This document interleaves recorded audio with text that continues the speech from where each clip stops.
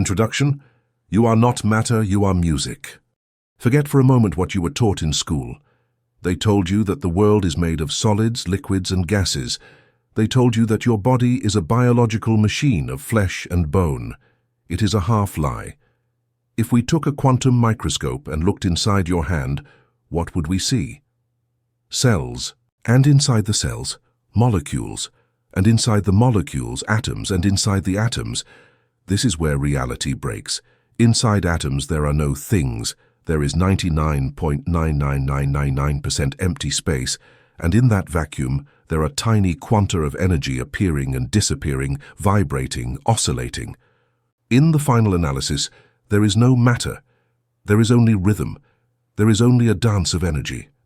As Einstein said, what we have called matter is energy, whose vibration has been so lowered as to be perceptible to the senses.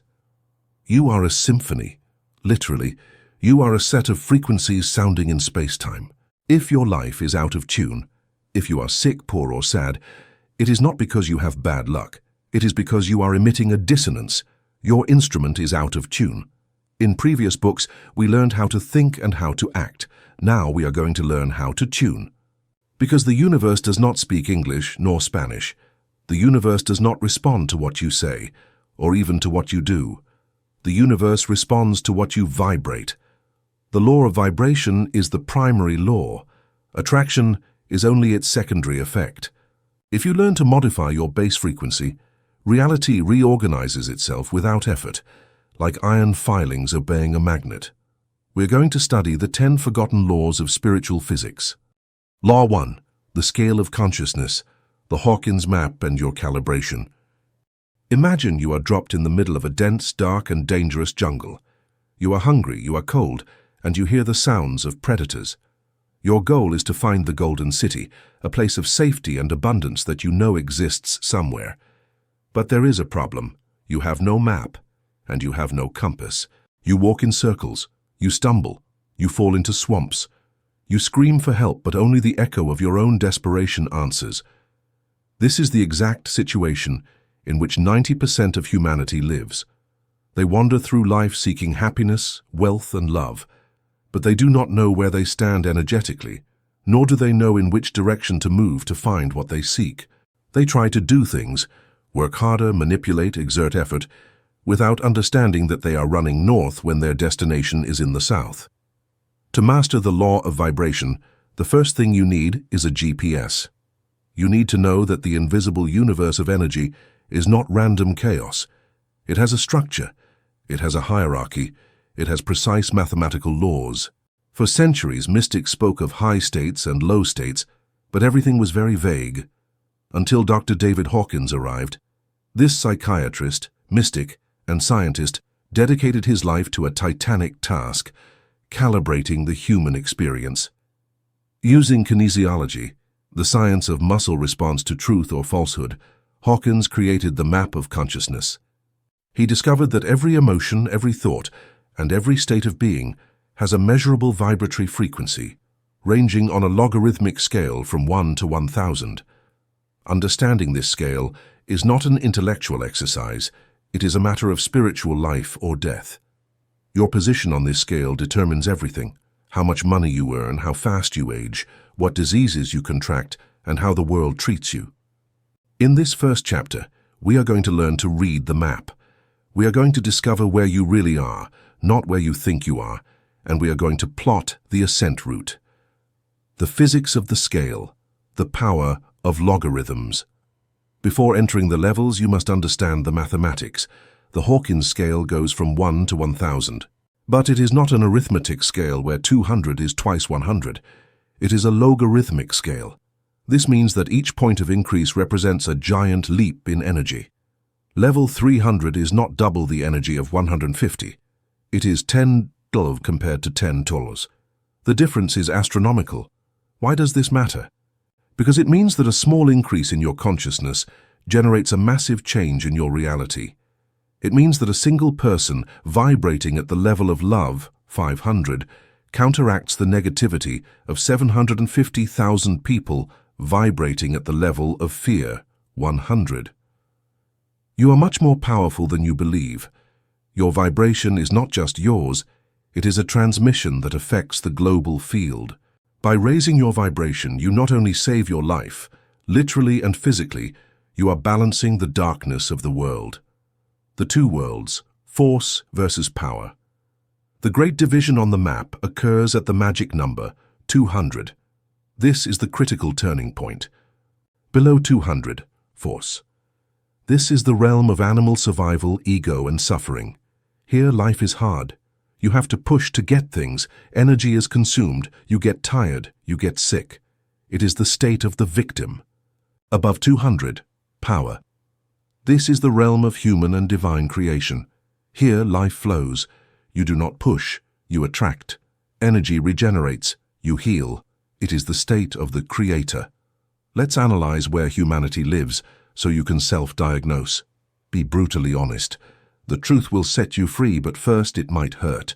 The basement of the universe, levels 20-175. If your predominant vibration is here, the law of attraction will bring you pain, scarcity, and conflict, no matter how much you visualize. 1. Shame, calibration 20. This is the lowest level compatible with life. It is the desire to be invisible. I wish the earth would swallow me up. It is pure humiliation. In nature, a shamed animal crawls away to die. People here are prone to suicide or slow self-destruction. It is the vibration of non-existence. If you feel unworthy, dirty, or a mistake of nature, you are here. 2. Guilt, calibration 30. The favorite tool of religious and social manipulation. It's my fault. I am a sinner. Guilt demands punishment. And the universe, which is obedient, sends you punishments, accidents, loss of money, illness. If bad things always happen to you, check if you unconsciously believe you deserve them. 3. Apathy, calibration 50. The state of I can't. It is hopelessness. It is the vibration of the homeless who have given up on life, but also of many depressed people who go to work like zombies. The energy here is so low that you don't even have the strength to complain. It is total abandonment. 4. Suffering, grief, calibration 75. It is sadness, loss, and discouragement. You see the world as a cemetery. Everything ends, everything dies. You live in the past, mourning what is gone. 5. Fear, calibration 100. This is where the great mass of the world's population lives today. The world looks dangerous, hostile, and threatening. You see enemies everywhere, the government, viruses, neighbors, the economy. Fear makes you manipulable. Advertising and news are designed to keep you anchored at 100 because a frightened person buys security and obeys orders. At this level, energy contracts.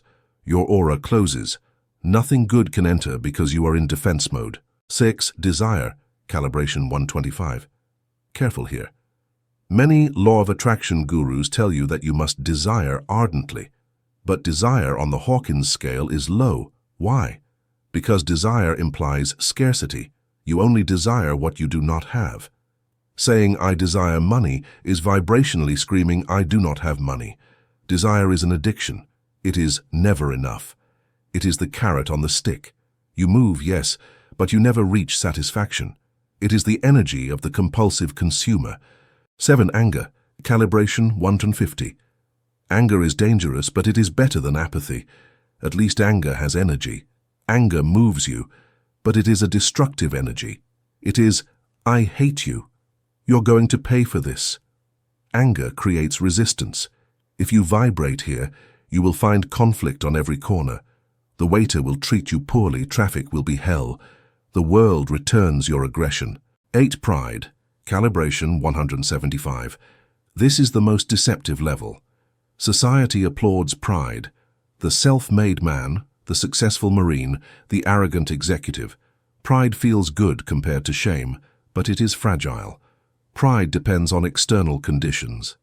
I am valuable because I have this car, title, money. If you take away the car, the proud man collapses back into shame. Pride is defensive. It creates separation. I am better than you. And separation is the root of all suffering. The Great Leap. Courage, calibration 200. This is where everything changes. This is the threshold of integrity. At level 200, energy stops being negative and becomes positive. Courage is not the absence of fear. It is the capacity to act despite fear. It is the moment you say, I can handle this. It is the moment you assume radical responsibility. You stop blaming the world and start working on yourself. At 200, you begin to give back to the world as much energy as you take. You become productive. If you are listening to this and taking notes, you have already crossed the threshold. You are on the path of power. Heaven on earth, levels 250-600. From here on, the law of vibration begins to work for you, not against you. Synchronicities appear. Manifestation accelerates. 9. Neutrality, calibration 250. It is liberation, it is detachment. If I get the job, fine. If I don't, also fine. There is no drama. You feel safe. You have nothing to prove. People feel comfortable around you because you don't try to control them. Life becomes flexible. 10. Willingness, calibration 310. It is proactive optimism. You are competent. You are useful. Is there a problem? I'll fix it.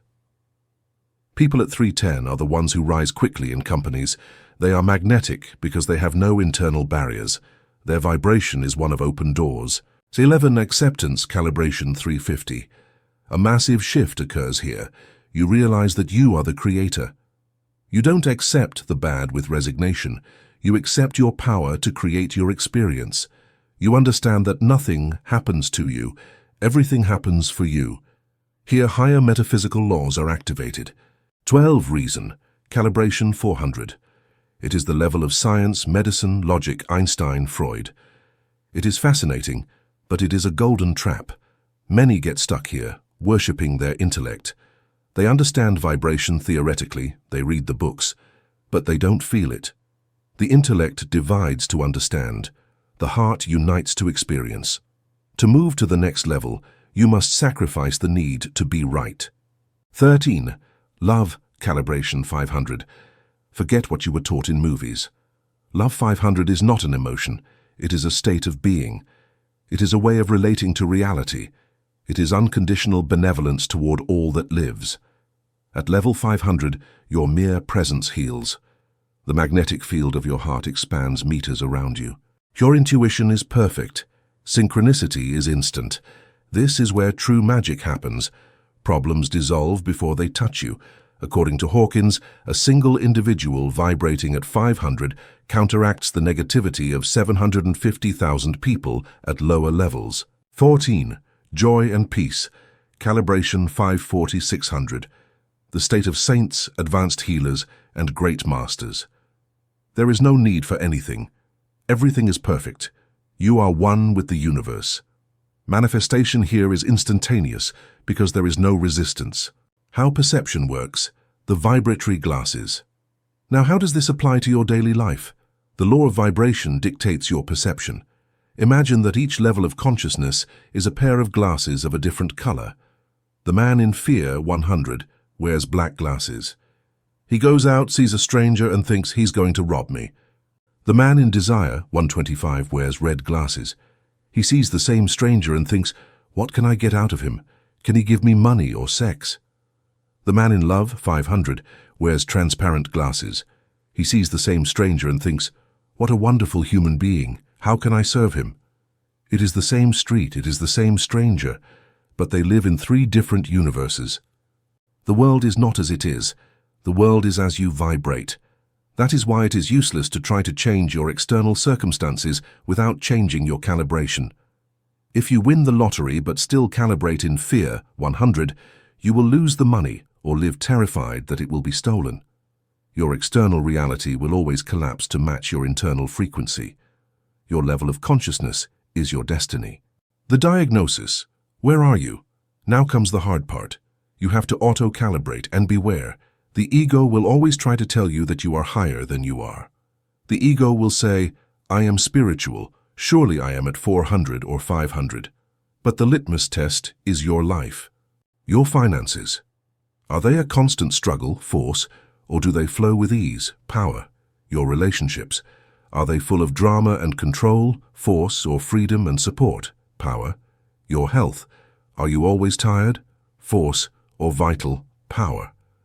Your default emotions. When you are alone and in silence, what do you feel? Background anxiety, guilt, or peace? Most people oscillate. They have days of 300 and days of 100.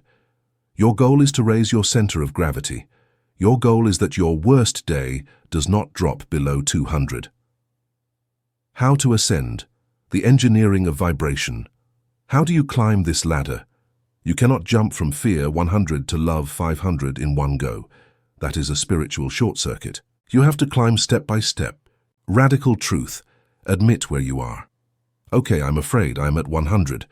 By admitting it without judgment, you automatically rise to courage, 200, and acceptance, 350. Denial keeps you down. Truth elevates you. Stop feeding the beast. Everything you consume has a calibration.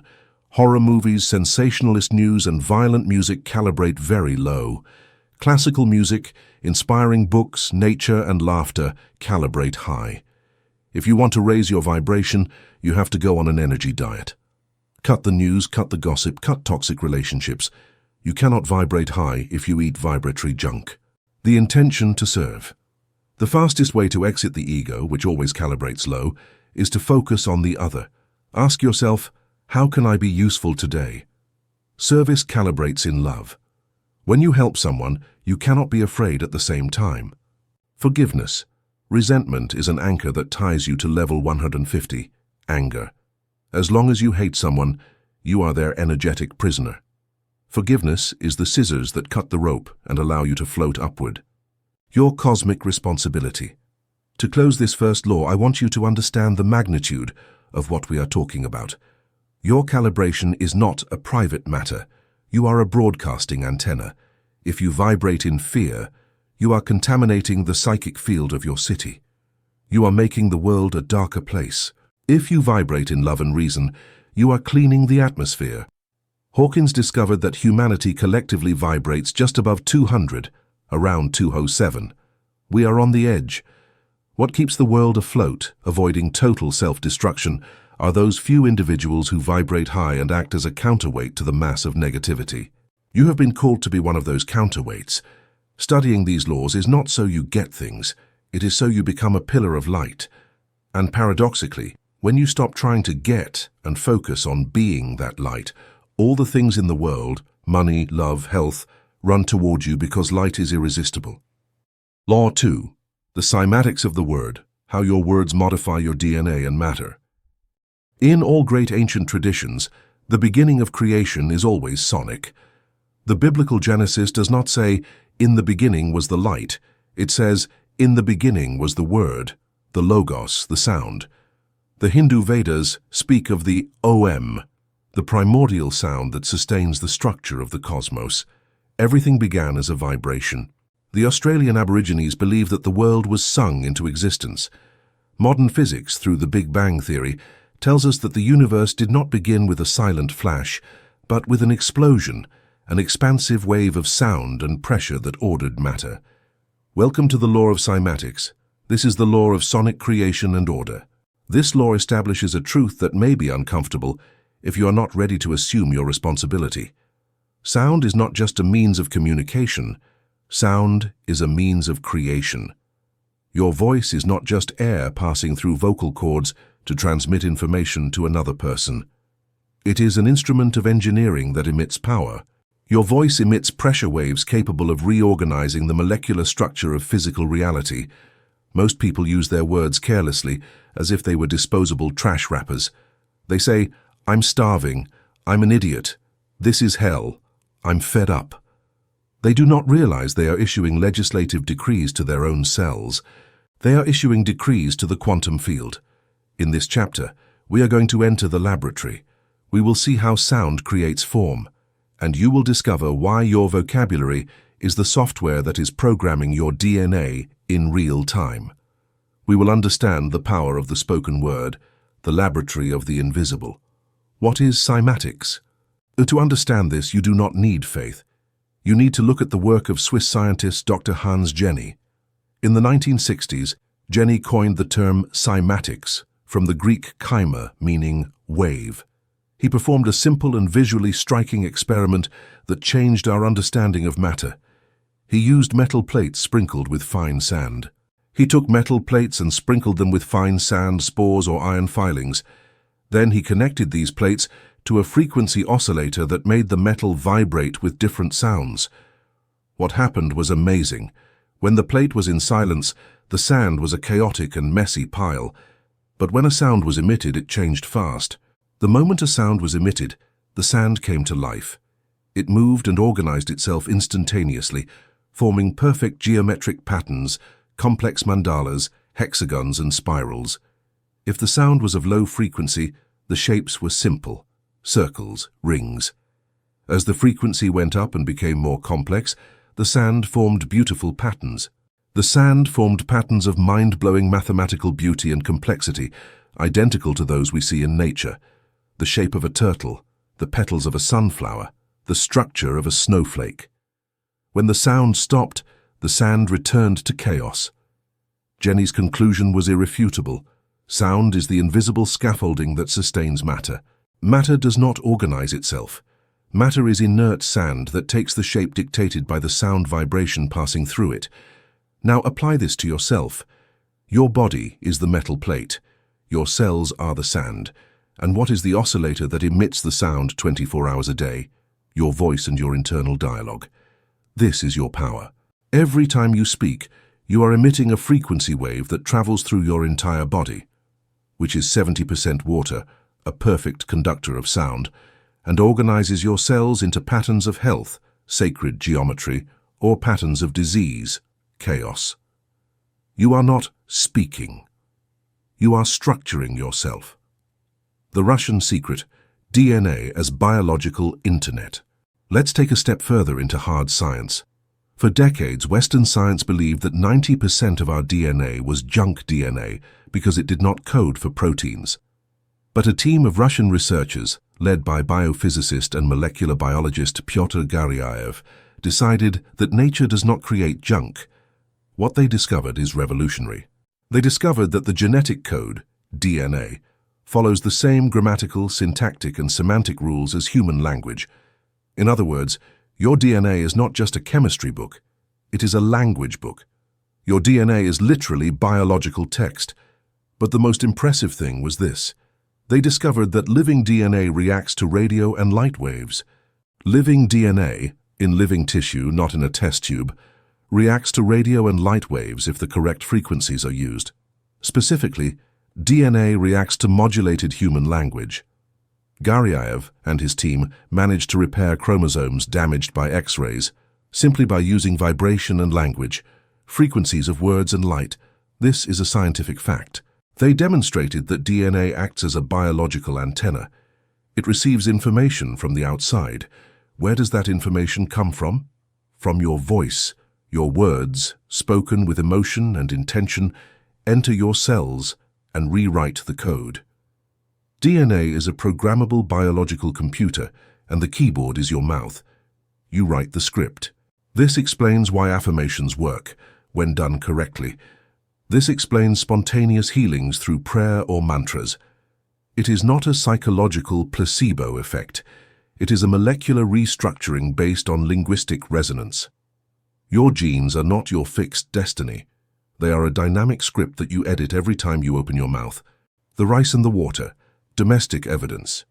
You may know the experiments of Dr. Masaru Emoto with water crystals. Emoto exposed water to words like love and gratitude, and the water formed beautiful, symmetrical crystals when frozen. He exposed water to words like I hate you, you make me sick, and the water formed broken, ugly structures. These structures were similar to those found in polluted waters. If your body is mostly water, imagine what you do to your blood and your organs when you look in the mirror and say, I am so fat, I feel terrible, I am worthless. You are turning your internal water into a toxic swamp. You are literally deforming your crystal structure. There is a home experiment you can do, and I challenge you to do it, called the rice experiment. Take 2 sterilized glass jars, put cooked, moist rice in both. Put a label that says love on one and hate on the other. Every day for 30 days, speak to the love jar with sweetness. Thank you, you are beautiful. You will see the result. And every day, shout at the hate jar with rage. You are useless, I hate you. The result, replicated by thousands of people worldwide, is always the same. The love rice ferments naturally and smells good. The hate rice rots, turns black, and mold grows quickly. It is the same rice, the same environment. The only variable is intention. The only variable is acoustic intention. If your words can rot rice in a jar, what do you think they do to the cells of your body, to your relationships, and to your bank account? Abracadabra. I create as I speak. The magic word, par, excellence in stories, is abracadabra. We think it is child's play, but it comes from an ancient source. It comes from an ancient Aramaic phrase, avracadabra. Its literal translation is, I create as I speak. The ancients knew that speaking is the act of collapsing the wave of possibility into a particle of reality. Here we must distinguish between two types of language, descriptive and generative. Most people use descriptive language. They look at reality and describe it. I am broke, I am sick, the world is bad. They act as mirrors, reflecting what is. By doing this, they perpetuate that reality. The vibration of their words solidifies the current situation. Magicians use generative or prescriptive language. This creates. They do not describe what they see. They decree what they want to see. They say what is not yet so that it becomes so. The law of cymatics teaches us that sound precedes form. Therefore, you must speak of health while you are sick. You must speak of wealth while your account is empty. You must speak of love while you are alone. Do it. This seems like madness to the logical, level 400, but it is pure wisdom for the magician. If you wait to see in order to say, you are trapped in the past.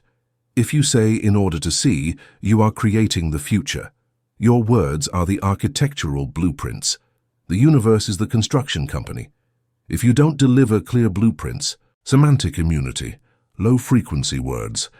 Just as there is junk food that intoxicates your body, there are junk words that intoxicate your vibration.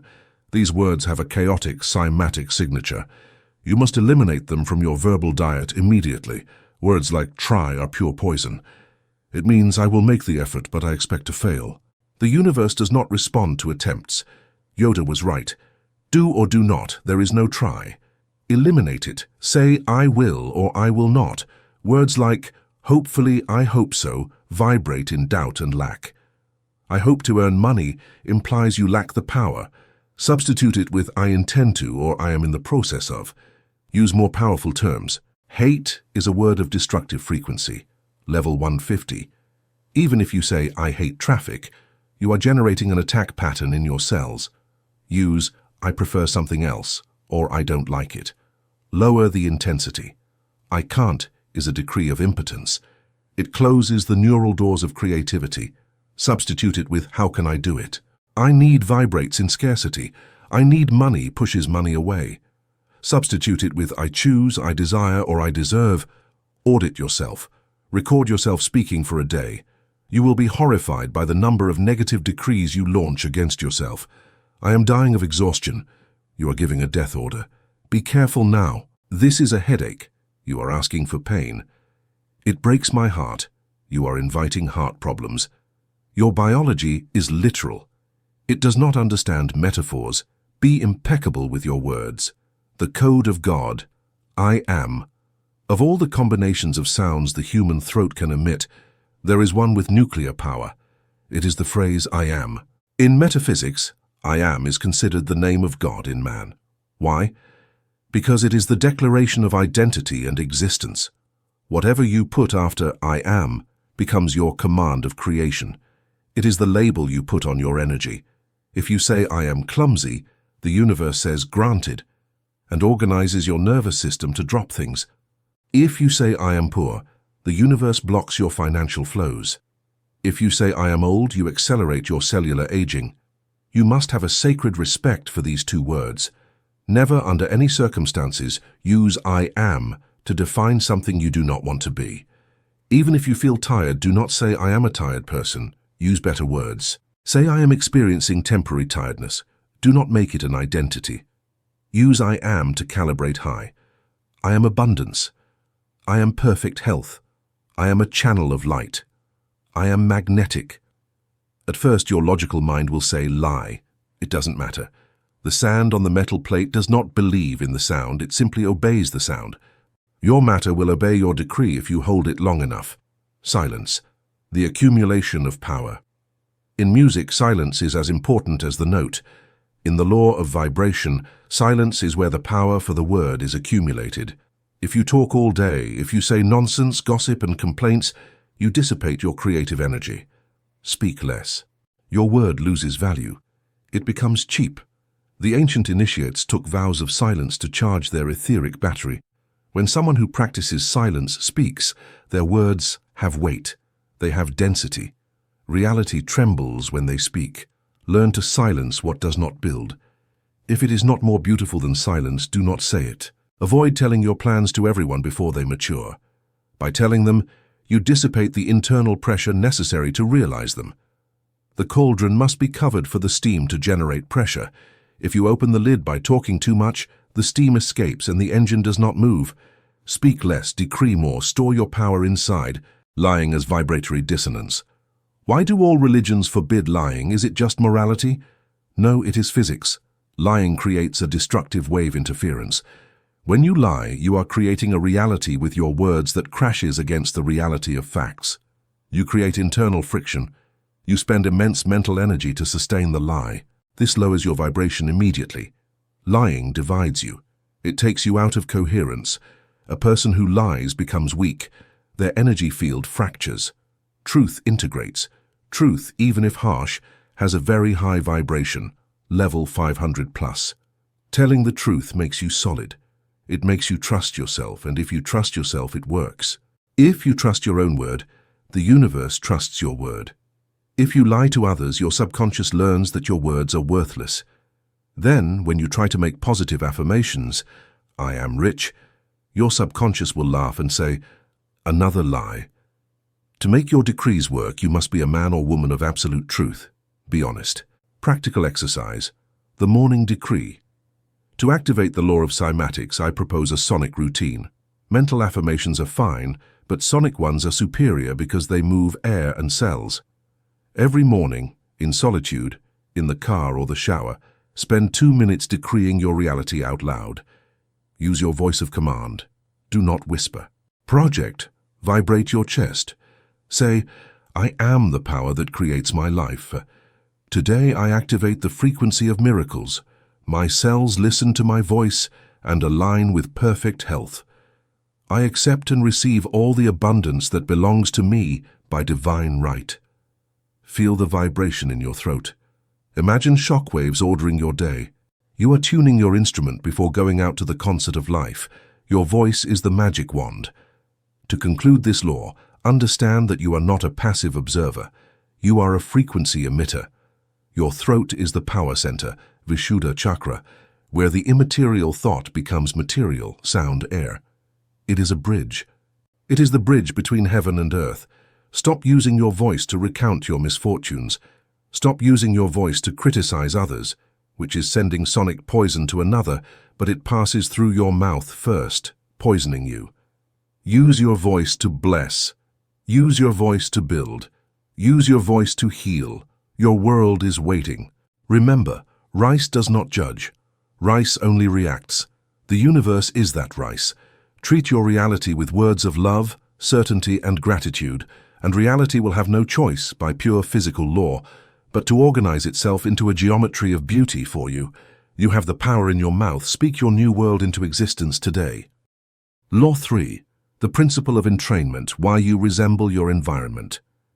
In the year 1665, the Dutch physicist and mathematician Christian Huygens, inventor of the pendulum clock, made an accidental discovery that left him perplexed. Huygens was sick in bed, observing 2 of his pendulum clocks hanging on the same wall. He noticed that regardless of how he started them, after a while the pendulums of both clocks began to swing in perfect synchrony, but in opposite directions. If he stopped one and restarted it out of time, in a matter of minutes or hours, they would return to a mathematical synchronization. There were no wires between them. There were no magnets. What was happening? Huygens discovered the physical phenomenon known as entrainment, dragging or synchronization.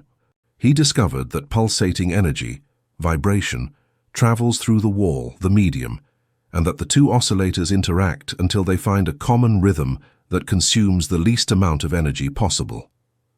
Welcome to the law of entrainment. This universal law dictates that oscillating rhythmic systems in proximity tend to synchronize at the same frequency. We see this everywhere. Fireflies in a forest start flashing at random, and after a while, thousands of them turn on and off in unison. Women who live together synchronize their menstrual cycles. Metronomes placed on the same board align themselves. The cells of the heart, pacemakers, fire their electrical impulse at once. But here is the part that affects you. You are a biological oscillator. Your heart beats, your brain emits waves, alpha, beta, theta. Your breathing has a rhythm. Your atoms vibrate. Therefore, by pure physical law, you are subject to the principle of entrainment. You are not an island. You are a tuning fork in a room full of tuning forks. If you enter a low-vibration environment, your biology will try to synchronize with that environment to fit in energetically. If you surround yourself with sick, poor, and complaining people, your vibration will descend until it matches theirs. If you surround yourself with vital, rich, and expansive people, your vibration will ascend to reach them. In this chapter, we are going to understand why your willpower cannot compete with the physics of the environment, and you will learn to shield yourself against negative entrainment and to use positive entrainment to hack your evolution. The physics of bad vibes, destructive interference. Have you ever walked into a room where two people just finished arguing, and even though they are in silence, you feel a tension in the air that cuts your breath? You feel uncomfortable. You want to leave. Or have you sat next to someone on the bus, and without them saying anything, you suddenly felt sad or tired? That is not imagination. It is physics. You are experiencing negative entrainment.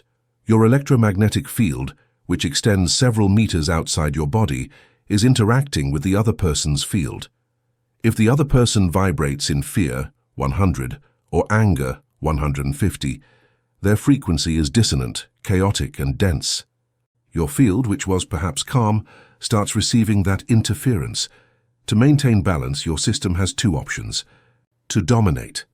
If your energy is much stronger, you pull them toward you, you calm them.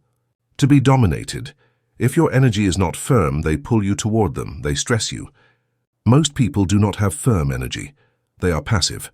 Therefore, they are constantly dragged by the dominant vibration of the environment.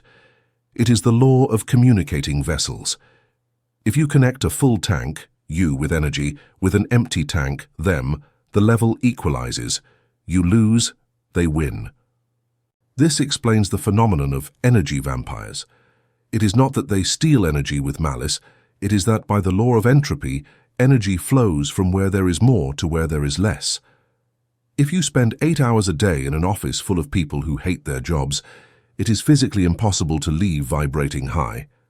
You won't leave high unless you have the energetic shielding of a Shaolin master. Your biology will have synchronized with the heart and brain rhythm of collective frustration. The myth of the lone wolf, mirror neurons.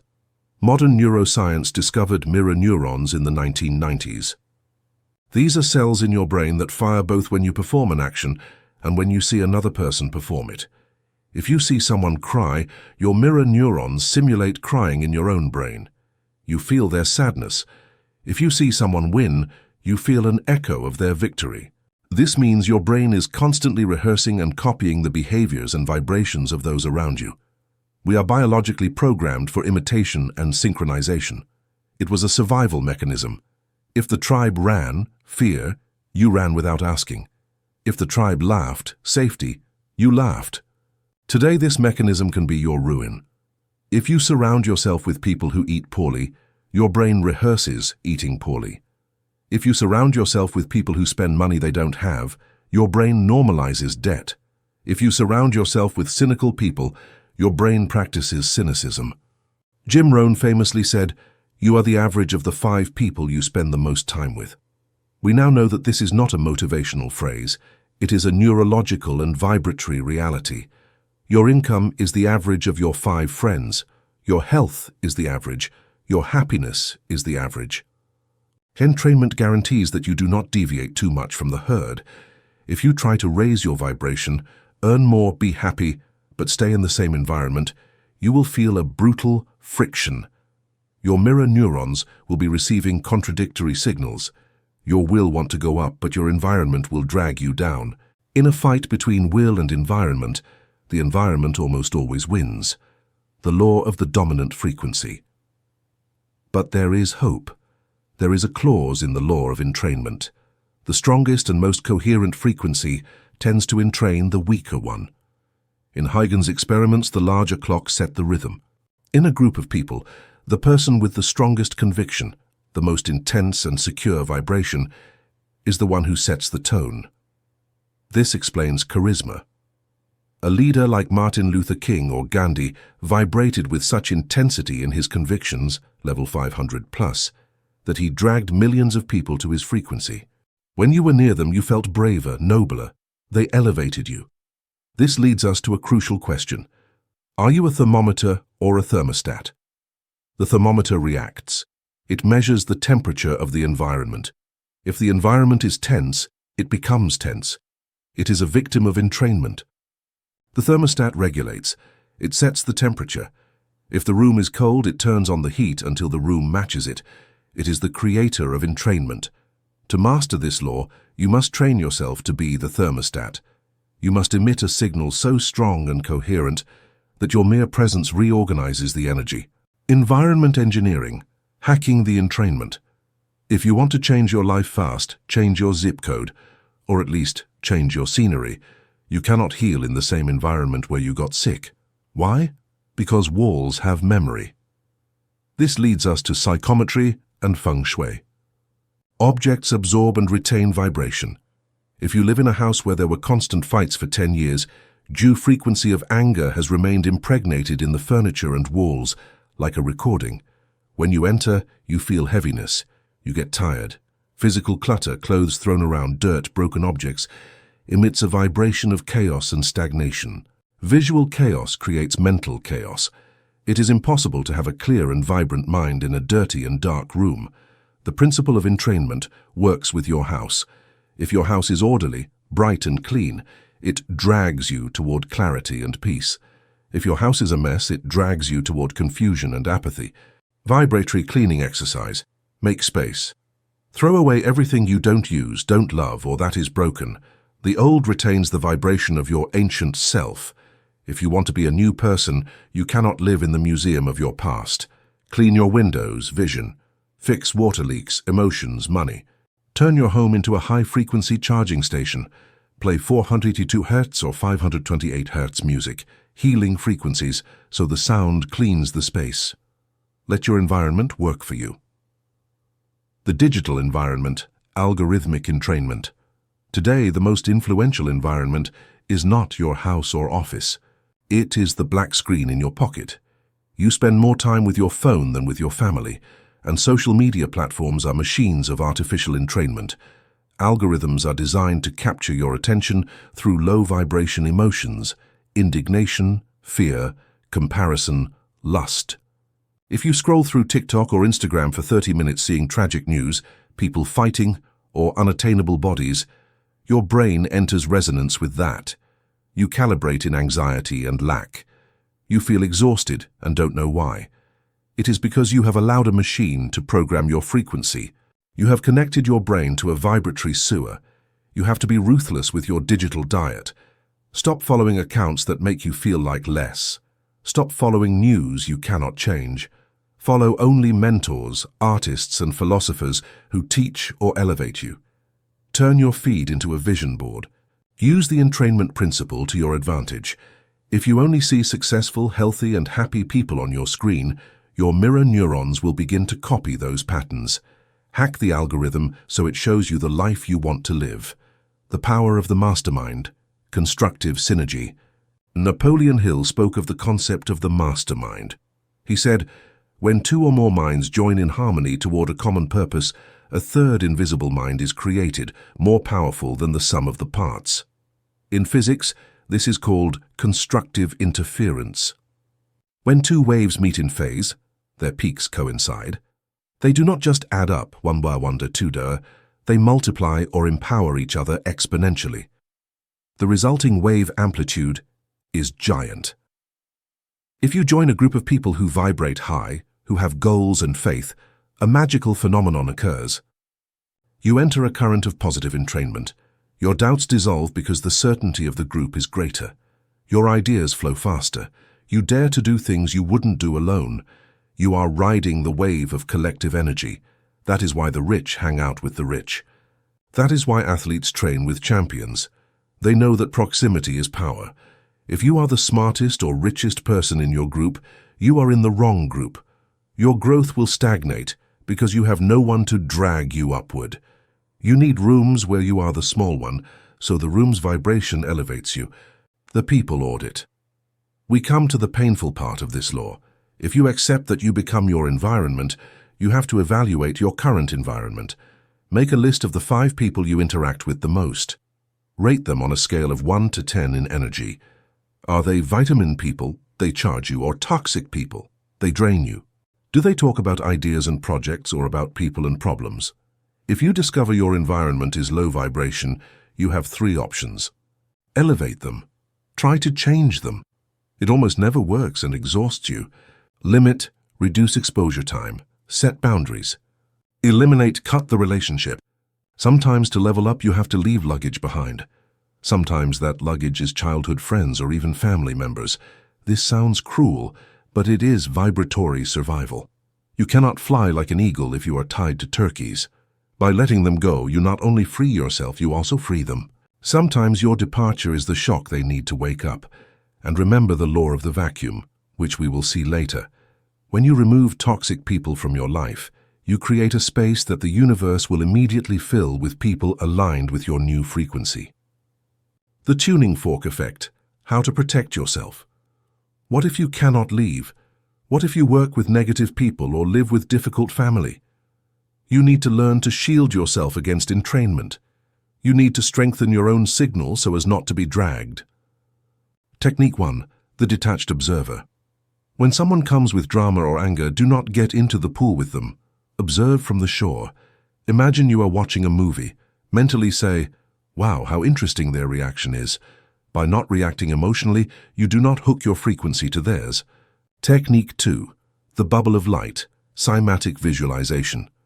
Before entering a dense environment, visualize a sphere of white or golden light around you. Decree. Law 2. Only the energy of love can enter here. Everything else bounces off. You are programming your reticular system and your biofield. You will be surprised to see how negative people start to avoid you. They will feel they cannot unload on you. Your vibration will be uncomfortable for them, too high, and they will go find another more compatible victim. You are protected. Syntonize with nature, the original entrainment. If you feel totally misaligned, disconnected, and energetically dirty, there is a universal reset. Human beings have evolved for millions of years in nature. The frequency of the Earth, Schumann resonance 783 Hz, is the base frequency of your health. Modern life, Wi-Fi, stress, asphalt disconnects us. When you go to the forest, the beach, or the mountain, you feel good immediately. Why? Entrainment. Nature vibrates in perfect coherence. Trees have no ego. The sea is in no hurry. Your body recognizes that mother frequency and synchronizes with it. Your heart rate drops. Your stress dissipates. If you have no one to turn to a tree. Sit on the ground. Let the planet's immense vibratory field recalibrate your small, distorted field.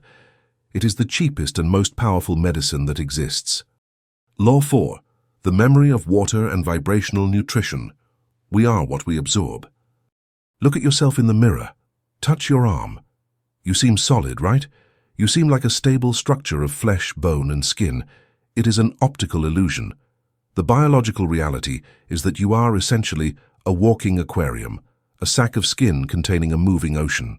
In terms of volume, you are approximately 70% water. But in molecular terms, the figure is even more shocking. 99% of the molecules in your body are water molecules. Your proteins, your hormones, your DNA, and your neurons are just a small minority of solutes floating in an immense internal salty sea. If the law of vibration says that everything is energy in motion, and you are almost entirely water, then the most important question you can ask yourself is not, how much protein do I consume, but rather, what information is recorded in my water? Welcome to the law of the memory of water and vibrational nutrition. For centuries, materialistic science treated water as an inert substance, a simple solvent for transporting things. Today, thanks to the vanguard of quantum physics and biology, we know that water is not inert. Water is a liquid crystal. Water is a biological hard drive. Water has the capacity to record, store, and transmit electromagnetic information, and since you are water, you are a living recorder. In this chapter, we are going to discover that you are not what you eat, but rather what you absorb. You will learn to reprogram your internal fluids and to feed yourself not with calories but with light, biophotons, so that your body stops being a heavy burden and becomes a high-frequency superconductor. The mystery of water, the liquid computer. Let's start by breaking the myth of water as simple H2O. Dr. Gerald Pollack from the University of Washington discovered that water has a fourth phase, besides solid, liquid, and gas. He called it EZ water, exclusion zone. He discovered that inside your cells, water is not messy tap water. It organizes itself into perfect hexagonal structures, similar to a honeycomb. This structured water acts like a battery. It stores negative electrical charge. That is to say, your vitality depends on how structured your internal water is. When you are healthy and vibrating high, your water is crystalline and orderly. When you are sick or depressed, your water loses its structure. It becomes chaotic and loses its ability to hold a charge. But the most shocking revelation came from the French virologist Luc Montagnier, a Nobel Prize winner for discovering HIV. Montagnier performed an experiment that conventional science tried to silence because it broke all paradigms. He took a test tube with bacterial DNA. He diluted it in water until not a single physical molecule of DNA remained in the tube. Only water was left. Then, he took that tube of pure water and placed it next to another tube with new water, separated but subjected to a gentle electromagnetic field, 7 Hz. After a few hours, he analyzed the second tube. The water in the second tube had created bacterial DNA out of thin air. The water had teleported the genetic information. Montagnier's conclusion was, water retains the electromagnetic footprint, the vibratory song, of what has been in it. Even if you eliminate the physical substance, the vibration remains recorded in the water. You are a historical archive. What does this mean for you? It means that the water in your body remembers. It remembers the trauma you suffered 10 years ago. It remembers the words of hate said to you, Law 2. It remembers yesterday's stress. Those emotions were not blown away by the wind. They were imprinted on the crystalline structure of your cellular water and continue to vibrate there, creating patterns of dissonance that we call chronic diseases or emotional blocks. You are a liquid receiving antenna. When you say, I have a hunch or I feel it in my gut, it is your water reacting to an external vibration. You are an immense liquid reception antenna. If you do not learn to clean and reprogram your water periodically, you are recycling dirty water. It is like trying to make delicious tea using mop water. The ritual of conscious hydration. Most people drink dead water. The water that comes from the tap or plastic bottles has been treated with chlorine, poison, has traveled through straight pipes at 90-degree angles, which breaks its natural vortex structure, and has been stagnant in plastic under lights. That water is, vibrationally speaking, in a coma. It erases your energy instead of increasing it. To raise your vibration, you must become a water alchemist. Here is the protocol to revive your water before drinking it. 1. Physical filtration. Eliminate fluoride and chlorine. They calcify your pineal gland. Structuring movement. In nature, water always moves in spirals, rivers, waterfalls. The vortex movement energizes it. Before drinking, swirl your water or pour it from one glass to another several times to oxygenate it and return its natural movement. 3. Programming, intention. Remember Law 2, Cymatics. Before drinking, hold the glass with both hands, look at the water, project an emotion of gratitude, level 540. Mentally or aloud say, love, health, light. By doing this, you are reordering the water molecules into sacred geometry. When you drink that charged water, you are drinking healing information. You are flooding your cells with high-frequency software. This is not magic, it is data transfer. Vibrational nutrition, eating light. Let's move on to solid food. Conventional nutrition is materialistic. It only counts calories, carbohydrates, proteins, and fats. It sees food as gasoline for a car. Vibrational nutrition sees food as packets of information and light. The German biophysicist Fritz Albert Popp discovered that all living cells emit a faint light called biophotons. He discovered that the health of an organism depends on its ability to store and emit this coherent light. When you eat an apple, you are not just eating fiber and sugar. You are eating the sunlight that the apple stored for months. You are eating negentropy, order. We are devourers of light. The chain is like this. The sun, source of vibration. The plant traps and condenses light. You eat the plant to release that light in your body. Here is the key to vibration. High vibration foods, high biophoton content. Fresh fruits, raw vegetables, nuts, seeds, spring water. Low vibration foods, dead chaotic. Processed food, microwaves, refined sugars, chemical preservatives, fried food. These foods have lost their light. Their molecular structure is broken. To digest them, your body has to spend its own energy. They steal your vibration. You eat and you get sleepy. The karma of meat, ingesting suffering. This is a sensitive topic, but we must address it from physics, not morality. What happens when you eat animal meat? It depends on the vibration of the animal at death. Most industrial meat comes from animals that lived in darkness and died terrified. At the moment of death, the animal's body is flooded with adrenaline and cortisol, the hormones of panic and terror. That chemical and vibratory information remains recorded in its tissues and in the water of its blood. When you eat that steak, you are not just eating protein. You are ingesting crystallized fear. You are eating the vibration of torture and death. Then you wonder why you have anxiety without reason or why you are irritable. It is possible that you are processing the terror of the animal you ate for dinner. From the vibratory perspective, seek meat from animals that lived free and died without stress. Or bless the meat with a powerful intention to try to transmute that energy. If you want to reach the highest levels of consciousness, 500 plus, you will notice that your body naturally begins to reject dense meat and asks for lighter foods with more light. It is a natural evolution. Digestion is alchemy.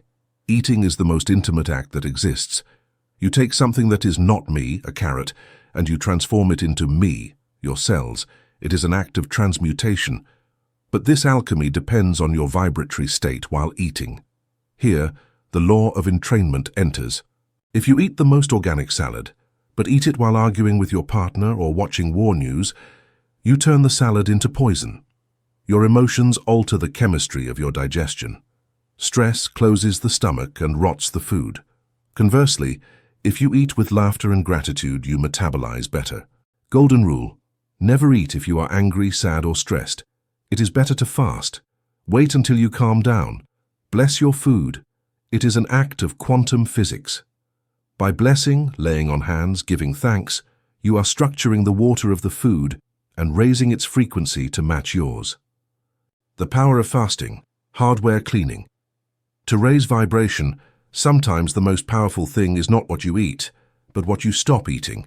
The human body spends a massive amount of energy on digestion, up to 60–70%. If you are eating all day, your body never rests. It never has free energy to repair itself or rise spiritually.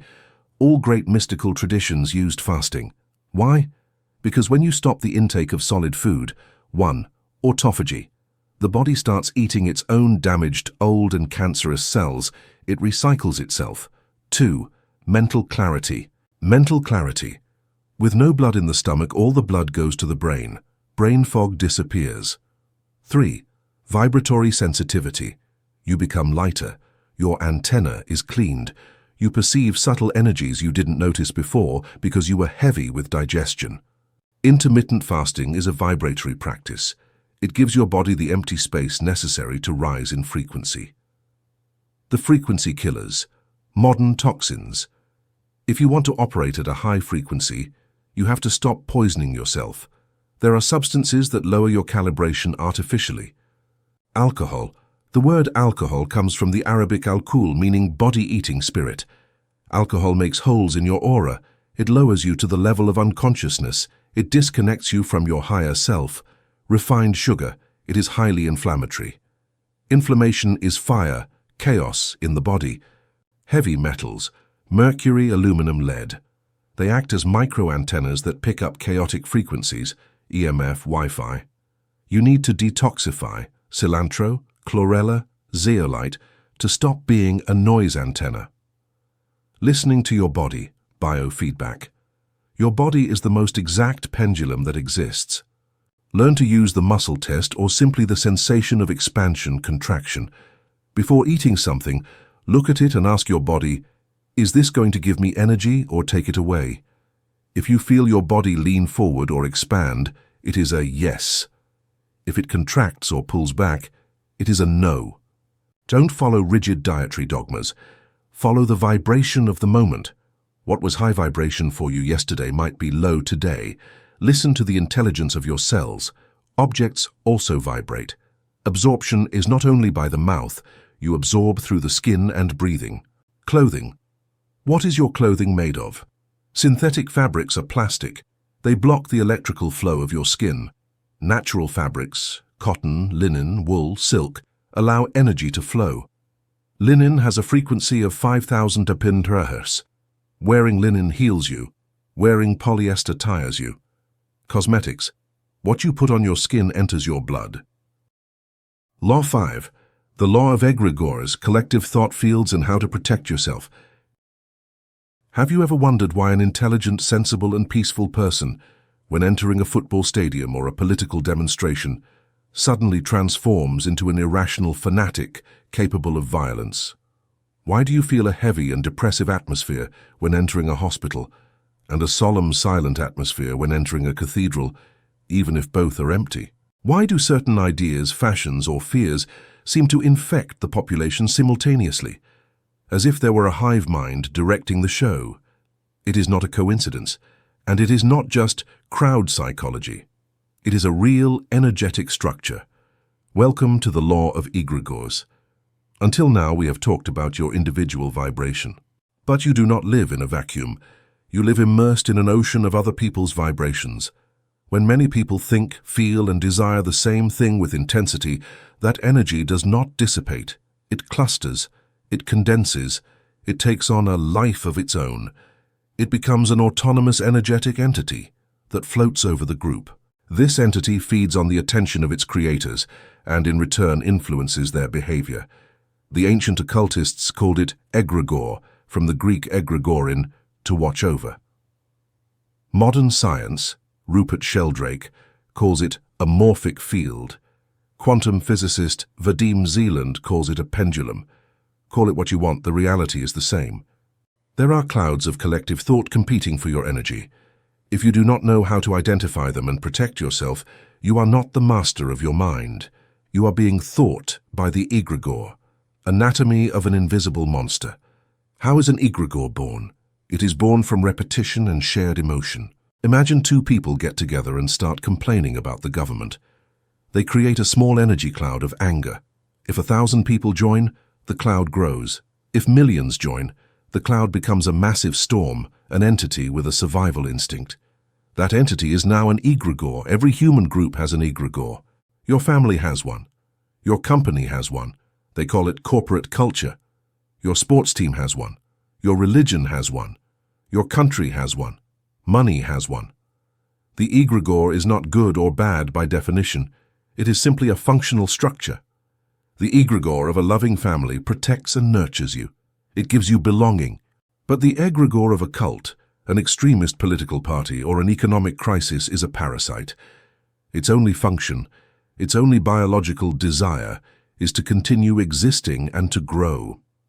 And what does an egregore eat? It eats human vibration. It eats your attention. It eats your emotional reaction. The egregore does not care if you love it or hate it. It only cares that you do not ignore it. Hate is high-quality food for an egregore, as much as devotion. As long as you give it your mental energy, it becomes stronger and you become weaker. The pendulums, the polarity trap. Vadim Zeeland uses the metaphor of the pendulum to explain how these structures trap you. Imagine a giant swing oscillating. For the swing to keep moving, it needs someone to push it. The pendulum, egregore, provokes you so that you push it. It throws an outrageous news item at you. It shows you an injustice. It insults you. If you react with anger, this is the limit, and curse them, you just gave the pendulum a push. You have given it your energy. The pendulum swings higher and hits you back with more force. If you react with fear, how horrible, we are going to die, you push it too. If you react with blind adoration, they are the saviors, you push it as well. The system is designed to pull you out of your center, your high frequency. It wants to hook you to the frequency of the pendulum. Once you are hooked, you stop thinking. You become a battery for the system. You repeat the egregore's slogans. You feel the emotions the egregore wants you to feel. You become an energetic zombie. Have you noticed how it is impossible to reason with a fanatic? You are not talking to the person. You are talking to the egregore that possesses them.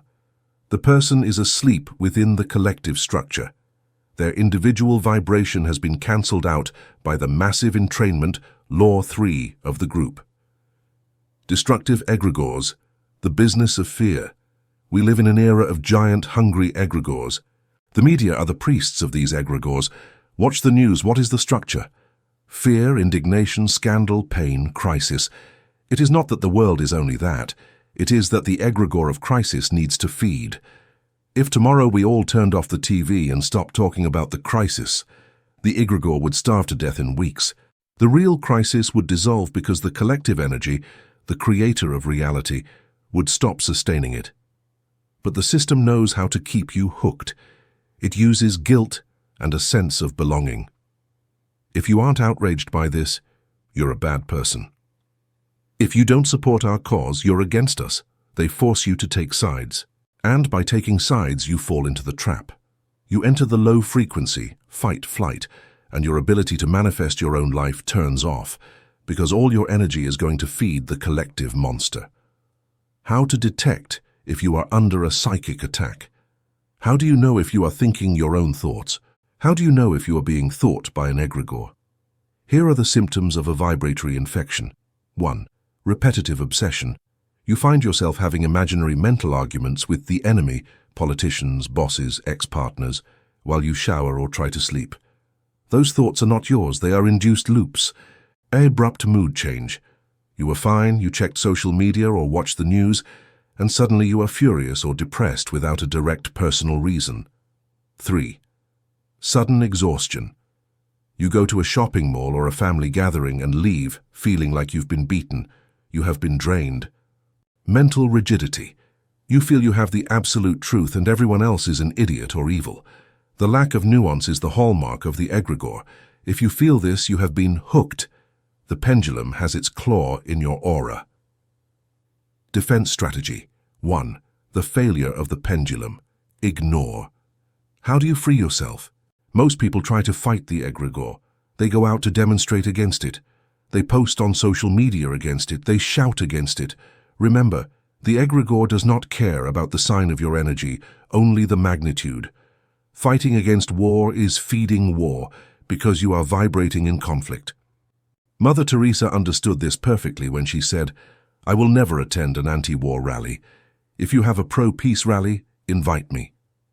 It seems like the same thing, but vibrationally it is the opposite. The anti-war march vibrates in hate-anger, 150. The pro-peace march vibrates in love-hope, 500. To destroy a negative egregore in your life, you must apply the law of the vacuum to it. You must let it fall into the void. If someone comes to provoke you, the pendulum knocks on your door, do not react. Do not get angry. Do not defend yourself. Do not argue. Ignore it. but ignore it truly without internal resentment. Look at it as you would look at a dog barking in the distance or rain falling. It is a phenomenon that happens, but has nothing to do with you.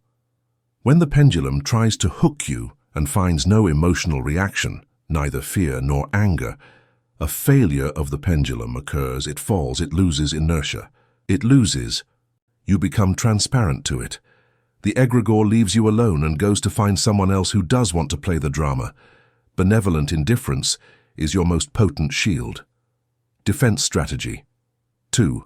Energetic Aikido. Accept and redirect. Sometimes you cannot ignore the egregore. For example, it is your boss yelling at you.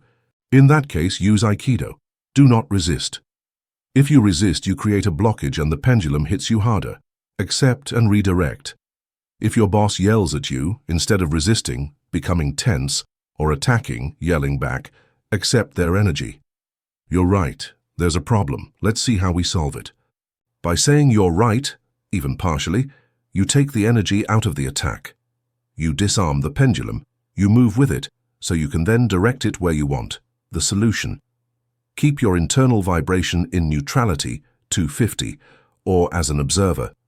Do not identify with the attack. The boss is not yelling at you. The egregore of stress is using the boss to try to feed itself. If you see it this way, you can even feel compassion for them. Poor man, he is possessed by the pendulum. The moment you feel compassion, you vibrate at 500 and are untouchable. Defense strategy 3. Breaking the frequency. Humor. Humor is lethal for negative egregores. Fear and anger are dense, slow, and heavy frequencies. Laughter is a very high, fast, and light frequency. A dictator or a toxic boss cannot stand being laughed at, not because of ego, but because laughter dismantles the vibratory structure of fear that sustains them. If you feel overwhelmed by a problem or a collective fear, do something absurd. Laugh, sing, dance, make a joke. The act of laughing instantly cuts the pendulum's power cord. You cannot be afraid and laugh genuinely at the same time. Humor gives you back your sovereignty. It is the glitch in the matrix. When you laugh at the monster shrinks and turns into a stuffed toy, the rental of oneself. There are times when you have to interact with egregores to survive. Your job, the banking system, laws. You cannot simply ignore them, or you will end up living under a bridge. Here, Vadim Zeland proposes the technique of renting yourself out. Participate in the game, but keep your consciousness outside. Go to work, follow the company rules, attend the meetings, but remember that you are only renting out your body and your intellect, not your soul. Do not take the problems home. Do not identify with the position. You are not the manager. You are an infinite being playing the role of manager for 8 hours. Be an impeccable actor. Play your part perfectly. But when the curtain falls, you leave work. Take off the costume and go back to being you. This prevents the egregore from draining you. You are a visitor, not a prisoner. Create your own positive egregores. The law of egregores is not just for defending yourself, it is for building.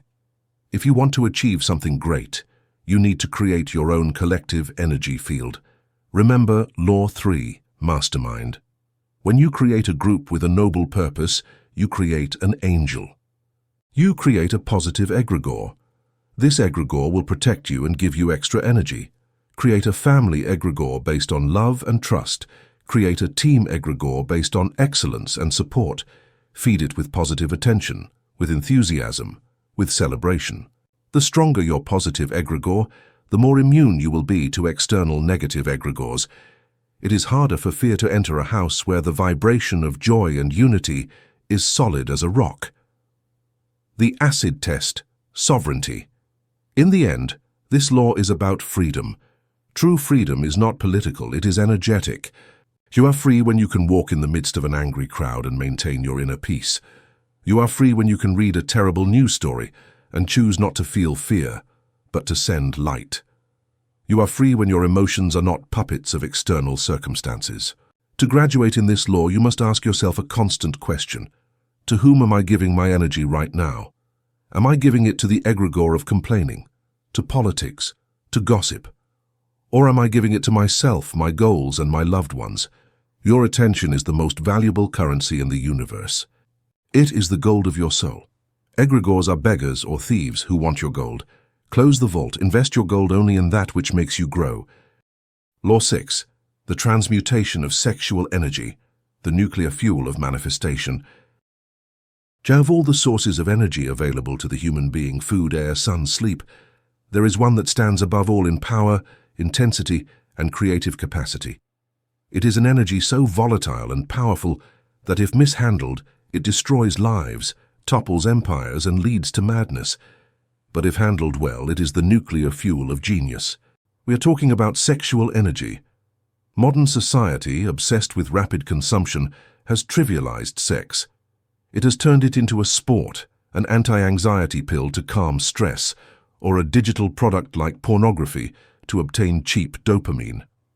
They have taken the most sacred force in the universe, the force capable of creating life, and reduced it. They have reduced it to mere friction for a spasm of momentary pleasure. By doing this, humanity has thrown away its greatest tool for manifestation. Welcome to the law of sexual transmutation. This law establishes that sexual energy is not only for physical procreation, it can be alchemized into creativity, wealth, health, and charisma. Great minds like Nikola Tesla, Steve Jobs, Leonardo da Vinci, Napoleon Hill, and Mahatma Gandhi understood this. They were not celibate because of religious morality. They were energetic investors. They knew that every drop of that energy was liquid gold and refused to waste it on fleeting pleasures when they could use it to illuminate the world. In this chapter, we are going to learn to tame the dragon. We are going to learn to take that burning desire you feel in your body and, instead of expelling it, make it rise so that it feeds your brain and your goals. We will learn to channel the fire. The mystery of sex beyond biology. To understand this law, you must redefine sex. At the lowest level, animal, sex is a biological impulse to perpetuate the species. But at the energetic level, metaphysical, sexual energy is pure vital force. In Taoism, it is called Jing. It is the creative essence of the universe. It is the energy of creation. Note this, it is the only energy with the power to create a new human being. Do you think an energy capable of creating eyes, a brain, a heart, and a soul is a weak energy? It is the highest power you have access to. When you feel sexual desire, what you are feeling is not just the urge to copulate. You are feeling the creative impulse of the universe knocking at your door. Sexual desire is the desire for creation. Nature gives you that gasoline so you can create a child. But you, as a conscious being, can hack that system. You can take that same gasoline and, instead of creating a biological child, you can use it to create a mental child. A book, a company, a symphony, a fortune, or a superior version of yourself. Energy is neutral. It is like electricity. You can use it to heat a stove or to power a supercomputer. Transmutation is the act of changing the plug, the findings of Napoleon Hill. Napoleon Hill, in his masterpiece Think and Grow Rich, dedicated an entire chapter to this, the mystery of sex transmutation. Hill analyzed the most successful men in America for 20 years. He discovered an undeniable statistical pattern. The most successful men were invariably men with highly developed sexual natures, high libido. Men who reached massive success almost never did so before the age of 40 or 50. Why? Hill concluded that between 20 and 40, most men waste their sexual energy in the physical pursuit of partners and excessive pleasure. They dissipate their battery. Only when they reach maturity and learn to control that impulse and redirect it toward their business and purpose do they truly take off. Hill wrote, "The desire for sexual expression is by far the most powerful of all human desires.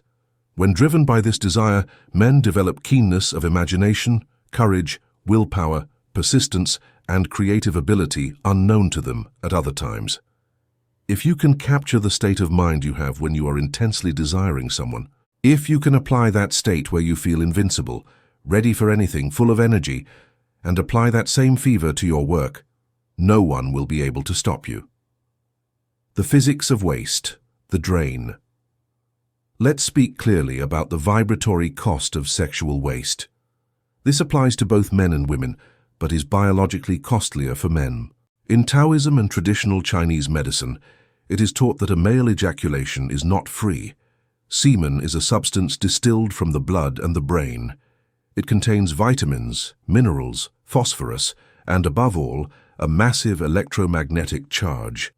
Ancient texts say, 1 drop of semen is equal to 100 drops of blood. When a man ejaculates compulsively, through chronic masturbation or uncontrolled sex, he is emptying his vital bank account.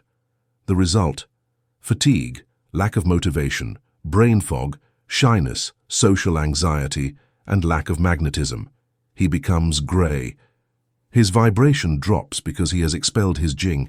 He turned his nuclear reactor into a water gun. For women, although they do not lose vital fluids in the same way, waste occurs through indiscriminate energetic opening. By having sex with low-vibration partners, a woman absorbs the psychic garbage of the man. She becomes contaminated. Her energetic womb is charged with foreign densities.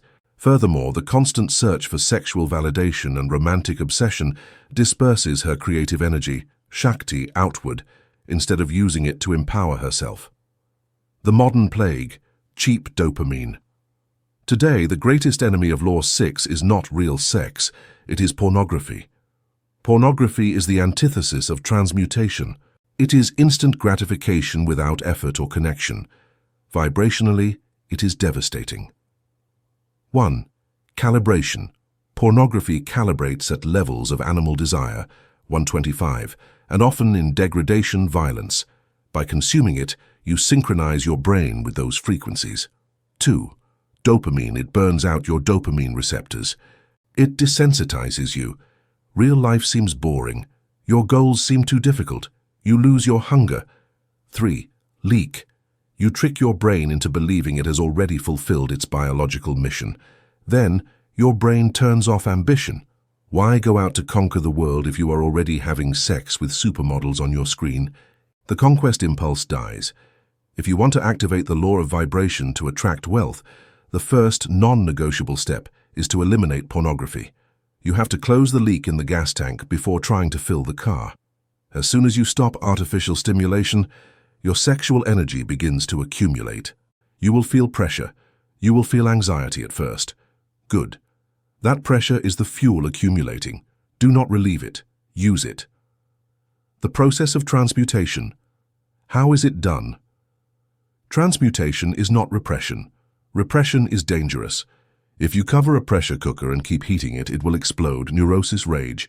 Transmutation is redirection. It is putting a pipe on the pot so the steam moves a turbine. The process has 3 steps. Step 1. Conservation, the dam. You must retain the energy. This implies periods of strategic celibacy, or if you have a partner, practicing sex with sacred intention, not just to discharge. When you feel the desire, do not run to satisfy it immediately. Learn to be comfortable with unresolved sexual tension. That tension is potential power. Step 2. Circulation, the pump. Sexual energy is generated in the genitals. If it stays there, it will drive you crazy or make you act like an animal. You have to move it to the brain. Here, breathing and visualization techniques enter. Microcosmic orbit technique, simplified. 1. Sit with your back straight. 2. Inhale deeply. As you inhale, contract the pelvic floor muscles, Kegel. 3. Visualize pulling that golden energy from your genitals up your spine. Feel it pass through each vertebra until it reaches your brain, pineal gland. 4. As you exhale, visualize the energy descending down the front of your body, tongue on the roof of the mouth, throat, chest, navel, back to the origin. Do this for 5 or 10 minutes when you feel intense desire. You are distributing the voltage. Step 3. Investment, the turbine. Once you have moved the energy and no longer feel genital urgency, but a general vitality and mental lucidity, get to work. Immediately direct that energy to your goal. Write that chapter. Make that sales call. Train at the gym. Solve that problem. You are making love to your project. You are injecting vital fluid into your business. You will notice that your creativity is fluid, tireless, and brilliant. You are working in genius mode. Personal magnetism, charisma. One of the most immediate rewards of Law 6 is the increase in magnetism. What is charisma? Vibrationally, charisma is an excess of vital energy. A person with transmuted sexual energy glows. Their eyes have a special shine, shen. Their skin improves. Their voice becomes deeper and more resonant. Their posture is dominant. People are drawn to them like moths to a light.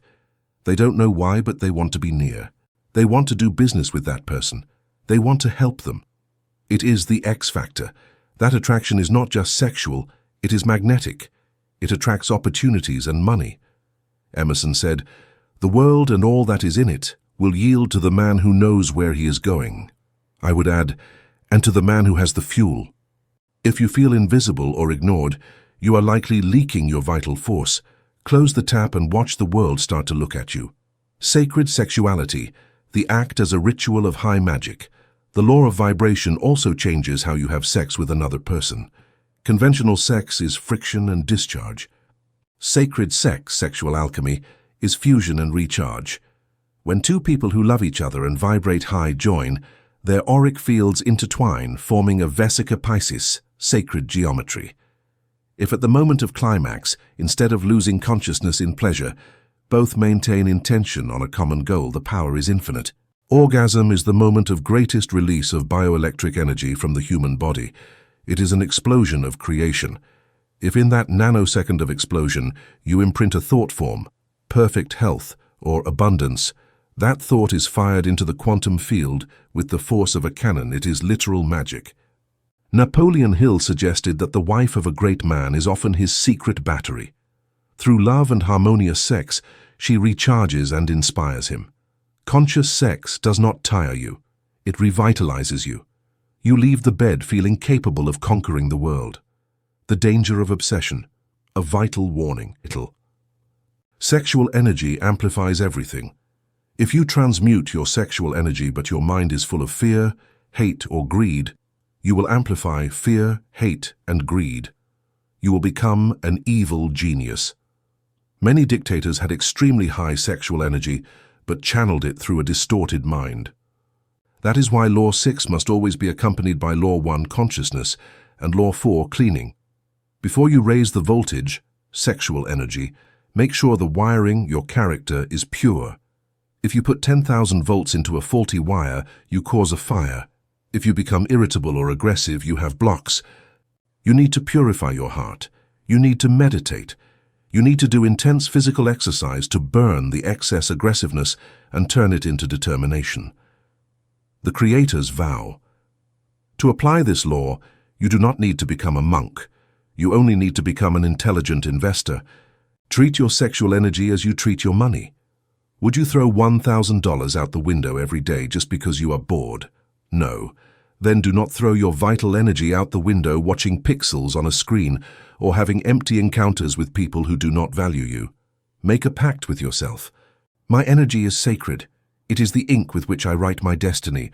I promise not to spill it in vain.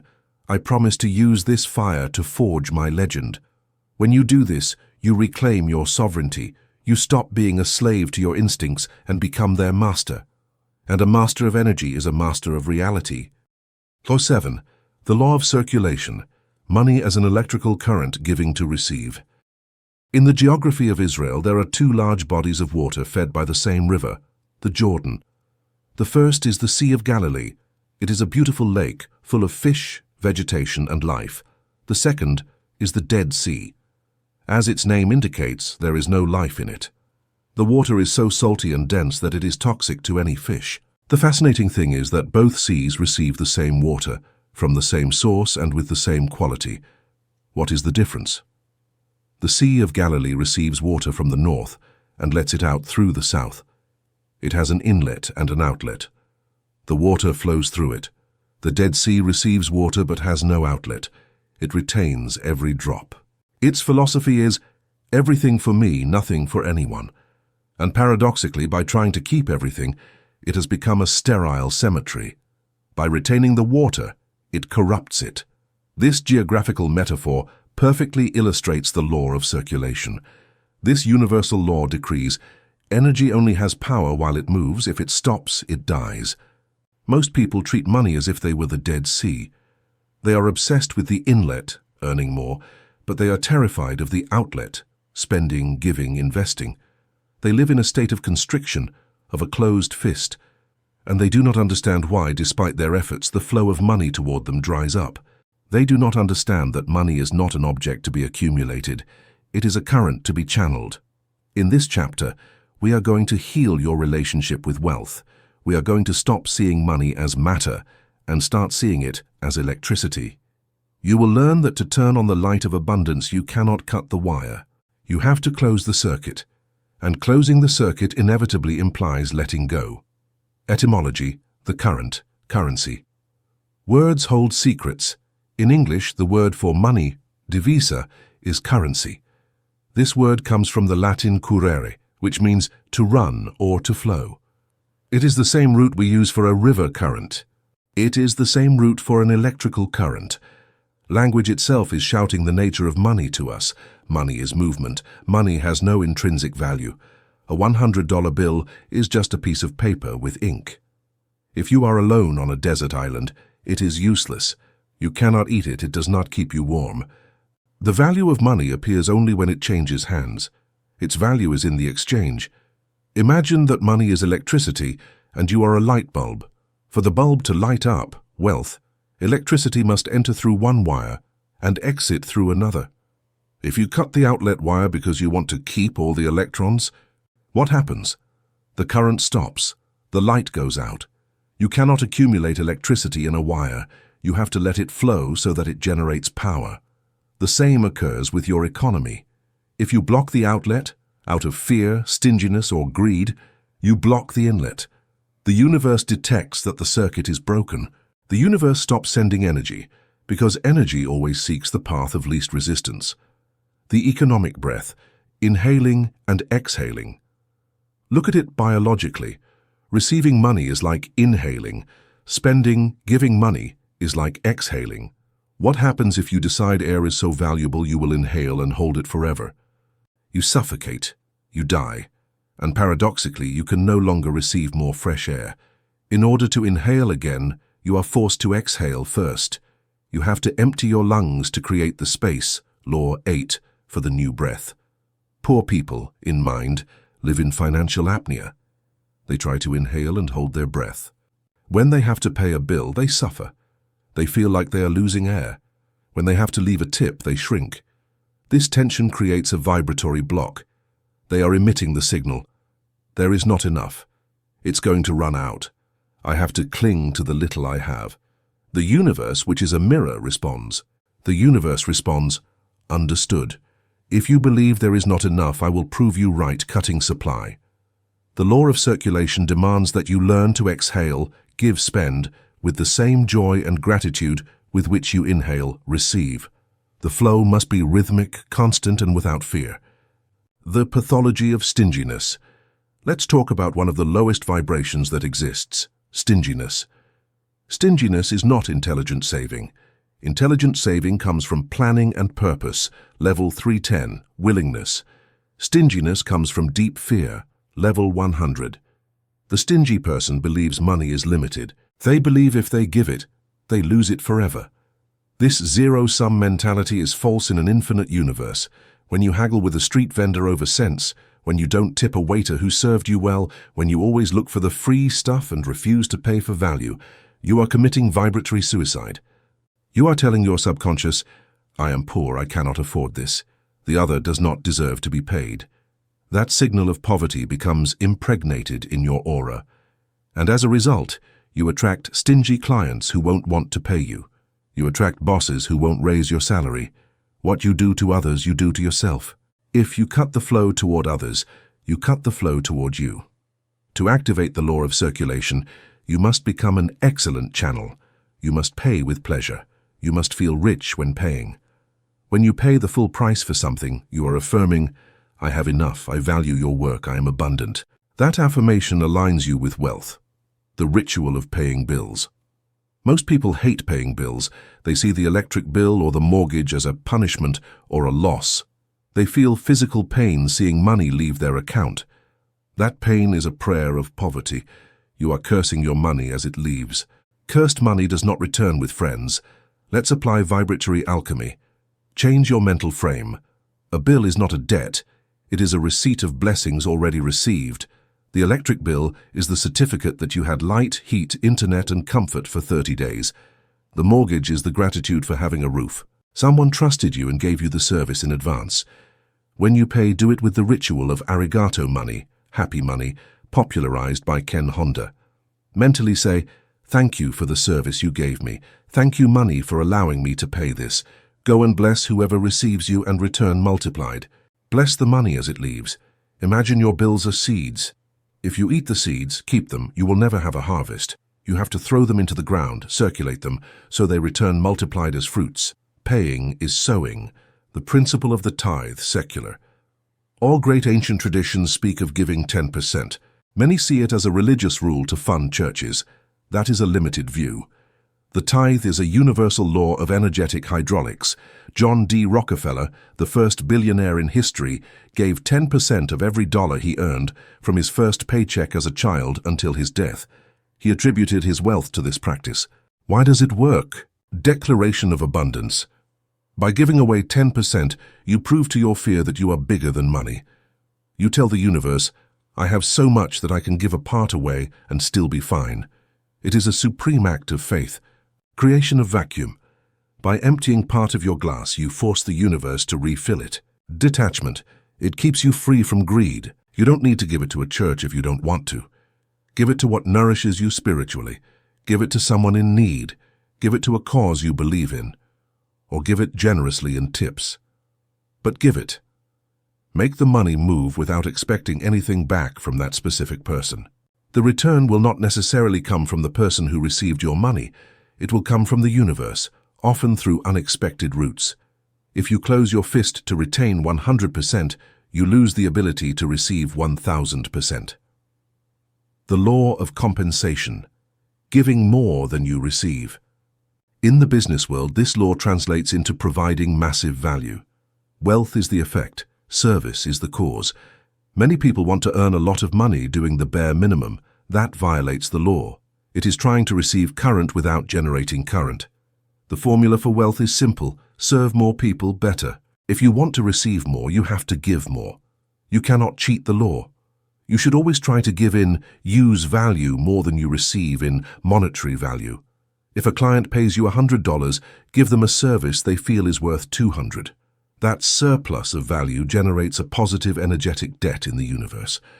The universe hates owing anything to anyone. If you give more than you are paid for, the universe will find a way to compensate you for the difference with referrals, luck, new opportunities. But if you give less than you are paid, if you steal, laze, or scam, you generate a negative debt. And the universe will collect it with accidents, losses, or illnesses. Cosmic accounting is perfect. No one leaves without paying. The blockage of resentment toward the rich. Here is a blind spot that keeps millions in poverty. You cannot attract what you criticize. If you see someone in a luxury car and feel envy, or think, surely they are a narco, or surely they exploit people, you are emitting a signal of rejection toward wealth. You are saying, being rich is being bad. Your subconscious, wanting you to be a good person, will obey that order and sabotage you. Your subconscious will sabotage you every time you are close to having money, to protect you from becoming bad. The law of circulation requires you to bless that which you want. If you see someone rich, bless them. How good that they are doing well. That means there is abundance in the world. If they can, I can. Rejoice in the prosperity of others. Joy is a frequency of attraction. Envy is a brick wall. Remember Law 3, entrainment. If you align yourself with the vibration of another's success, you are dragged toward your own success. Money is an amplifier. Many people are afraid money will change them. The truth is, money does not change you. Money reveals you. Money is neutral energy. It is an amplifier. If you are a generous and kind person, with money, you will be a philanthropist who changes the world. If you are an insecure idiot, with money, you will be an unbearable tyrant. It just turns up the volume. If you are an alcoholic, with money you will drink the whole cellar. Money only turns up the volume on what you already are. Therefore, inner work, laws 1 to 6, is the prerequisite for sustainable wealth. If you haven't worked on your character, money will destroy you. The voltage will be too high for your wiring. You will burn out, as we see in lottery winners who end up broke and depressed. Do not ask for money to fix your life. Fix your life, your vibration, and money will come to expand your happiness. The guest versus owner. Attitude. Imagine you are at a party. The guest is waiting to be served. The guest worries if the food runs out. He looks to see if the other person got more cake than him. He lives in scarcity and comparison. The host, owner, worries that everyone has enough. He enjoys serving. He knows there is plenty of food in the kitchen. He lives in abundance. To activate circulation, start acting as the host of the universe, not as the guest. Even if you have little money, be the one who treats for coffee. Be the one who gives the gift. Act from the position of I have. It is not about the amount. It is about the attitude. When you treat a friend, you send the signal. You are sending the signal. I am the source. And the source never dries up. Change your identity from needy to provider. Practical exercise, the Radical Generosity Challenge. To break the scarcity pattern, you need a shock. I propose a 24-hour challenge. For an entire day, your goal is to give. It doesn't necessarily have to be money. Give a smile to everyone you pass. Give a sincere compliment to 3 people. Give a larger-than-normal tip. Leave a coin in a park for a child to find. Send a message of gratitude to an old friend. Make energy flow out of you constantly. Observe how you feel. At first, your ego, fear, will tell you you're going to end up empty. But at the end of the day, you will feel full, euphoric, and powerful. You will have turned on the turbine. You will have proven to your body that you are an open channel. And in the following days, prepare to receive. Because the vacuum you created will be filled. The ethics of the receiver, learning to receive. Finally, circulation requires 2 poles. There are people very good at giving, but terrible at receiving. When someone pays them a compliment, they reject it. It's nothing. When someone wants to treat them, they say, no, I'll pay. When the universe sends them a gift, they feel guilty. Stop. If you reject the gift, you block the flow. You are denying the other person the joy of giving, and you are telling the universe, don't give me anything. I don't deserve it. To close the circuit, you must be an excellent receiver. When someone gives you something, money, praise, help, accept it fully. Look them in the eyes and say, thank you. I receive it with pleasure. Without guilt. Without, I owe you one. Simply receive. By receiving with joy, you complete the cycle and allow the wheel to keep turning. Class 8. The integration of the shadow. Vibrating high is not denying the darkness, it is alchemizing it. Imagine a beautiful house. The facade is painted immaculate white. The garden is perfectly tended with roses, and classical music plays in the living room. Everything seems perfect. The vibration seems very high. But there is a problem. In the basement of that house, locked with 3 padlocks, there is a toxic dump. There is trash accumulated from 30 years ago. There are rats, there are gas leaks, and there is a decomposing corpse. The owner of the house has decided that the best strategy is to pretend the basement does not exist. He never goes down there. He puts strong air fresheners in the living room to cover the smell of rot rising through the cracks. He smiles all the time and says, "Here there is only light and love." What is the vibratory reality of that house? Is it a high-vibration house? No, it is a time bomb. The real vibration of the house is the average between the pretty living room and the rotten basement. And what is worse, the owner spends 80% of his vital energy holding the door. He is holding the basement door shut, so the monsters don't come up. Welcome to the law of shadow integration. In the world of modern spirituality and personal development, there is a dangerous epidemic called spiritual bypass, or toxic positivity. We are taught to deny the negative. Don't think about that. Cancel, good vibes only. This law comes to tell you the hard truth. You cannot illuminate the darkness by denying it. You can only illuminate it by entering it with a lamp. Vibrating high does not mean being a good person who never gets angry, never feels fear, and never has twisted thoughts. Vibrating high means being a complete whole person. It means being a person who has recognized their demons, domesticated them, and put them to work in their service. Carl Jung, the great Swiss psychoanalyst, said it with surgical precision. One does not become enlightened by imagining figures of light, but by making the darkness conscious. And he added a physical warning: what you resist persists. What you accept transforms you. In this chapter, we are going to go down to the basement. We are going to stop wasting energy on repression, and we are going to recover the gold you have hidden in your own shadow. We will stop pretending. What is the shadow? The invisible bag. When you were born, you were a complete 360-degree sphere of energy. Everything in you was acceptable. You cried, laughed, shat, and screamed without shame. But soon the domestication process began. Your parents, teachers, and society told you, don't scream, that's for bad children. Don't be selfish. Don't touch that, it's dirty. Men don't cry. Good girls don't get angry. To survive and be loved, you began to take parts of yourself that the tribe rejected and put them into an invisible bag that you drag on your back. You put in your anger. You put in your wild sexuality. You put in your vulnerability. You put in your selfish ambition. You put in your weird creativity. Jung called that bag the shadow. The shadow is not just evil. The shadow is everything you have rejected about yourself. The problem is that those energies do not die. They are vital force. By repressing them, they become autonomous and primitive. Repressed anger does not disappear. It turns into resentment, ulcers, or explosions of uncontrolled violence. Repressed sexuality does not disappear. It turns into perversion or neurosis. Repressed desire for power turns into passive-aggressive manipulation. You cannot run from yourself. The physics of the beach ball. Why does the shadow lower your vibration?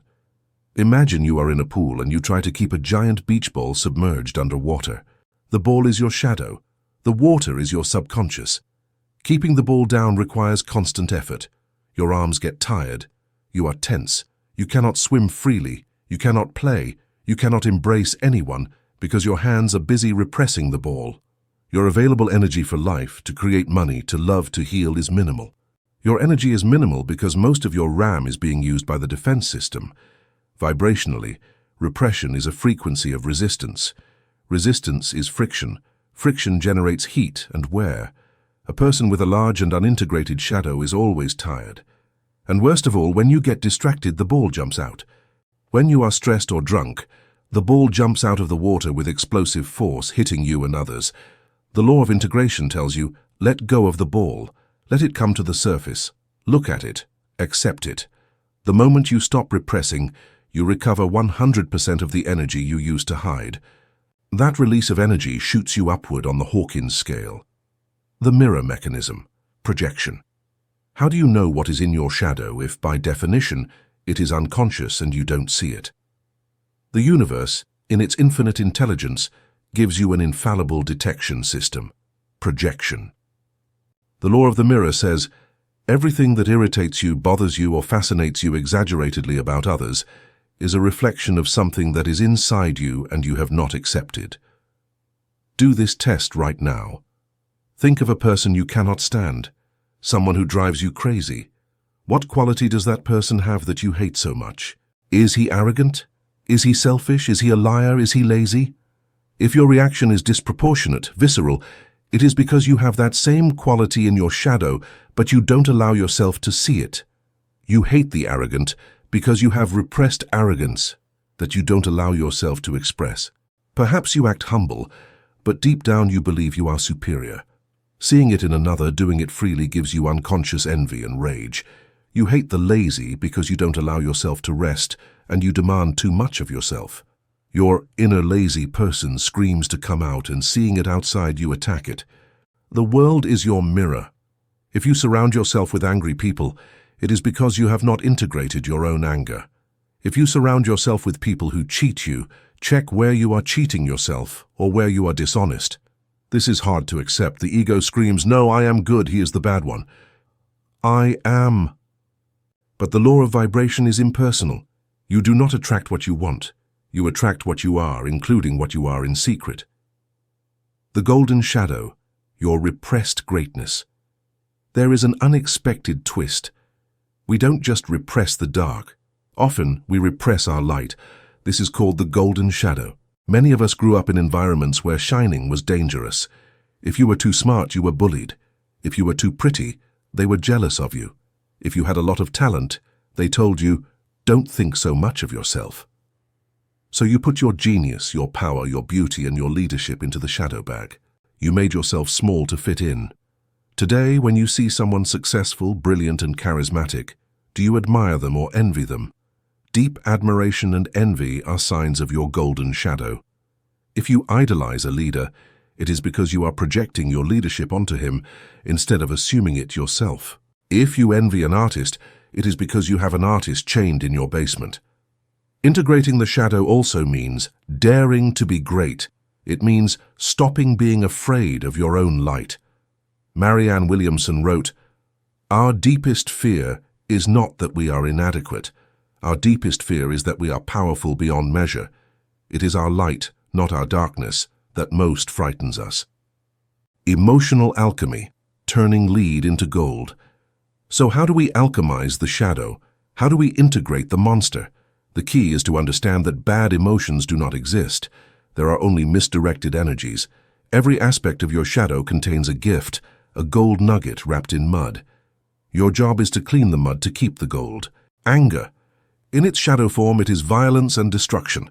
But if you integrate and elevate it, anger is passion, boundaries, and strength for justice.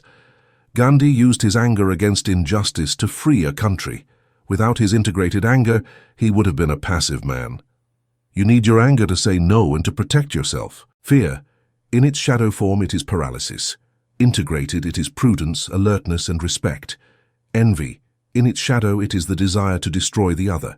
Integrated, it is inspiration and a map of desires. It tells you what you want for yourself. Lust. In its shadow, it is predation.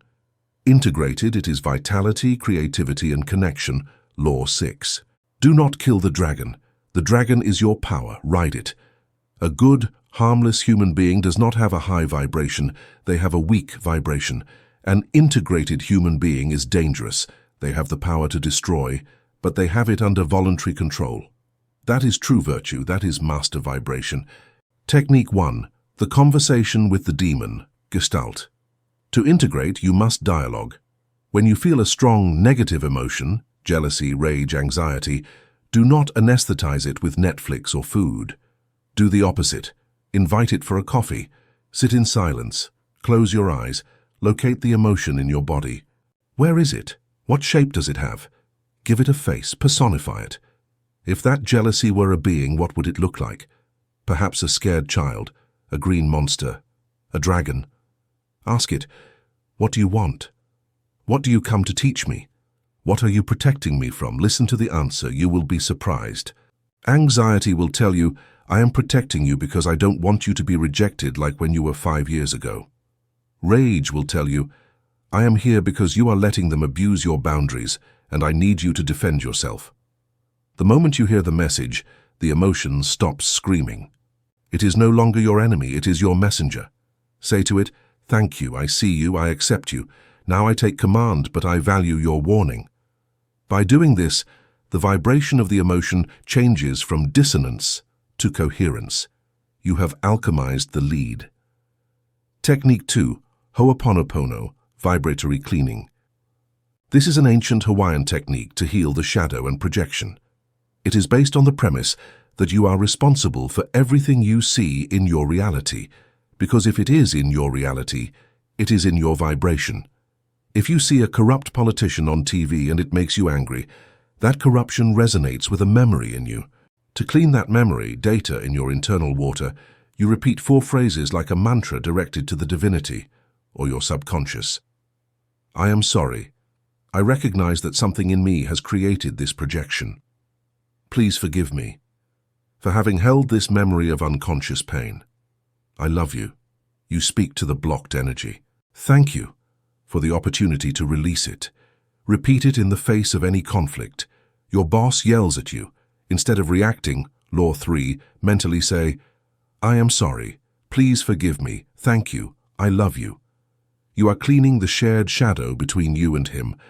Often the external situation changes magically, because you removed the hook. Cardiac coherence, the flow state. When you integrate the shadow, you stop being divided. You stop wasting energy on being someone you are not. You become authentic. Authenticity has a very high vibration. It is truth. People trust you because what you see is what you get. They don't feel the dissonance of your hidden secrets. Your heart and mind enter into coherence.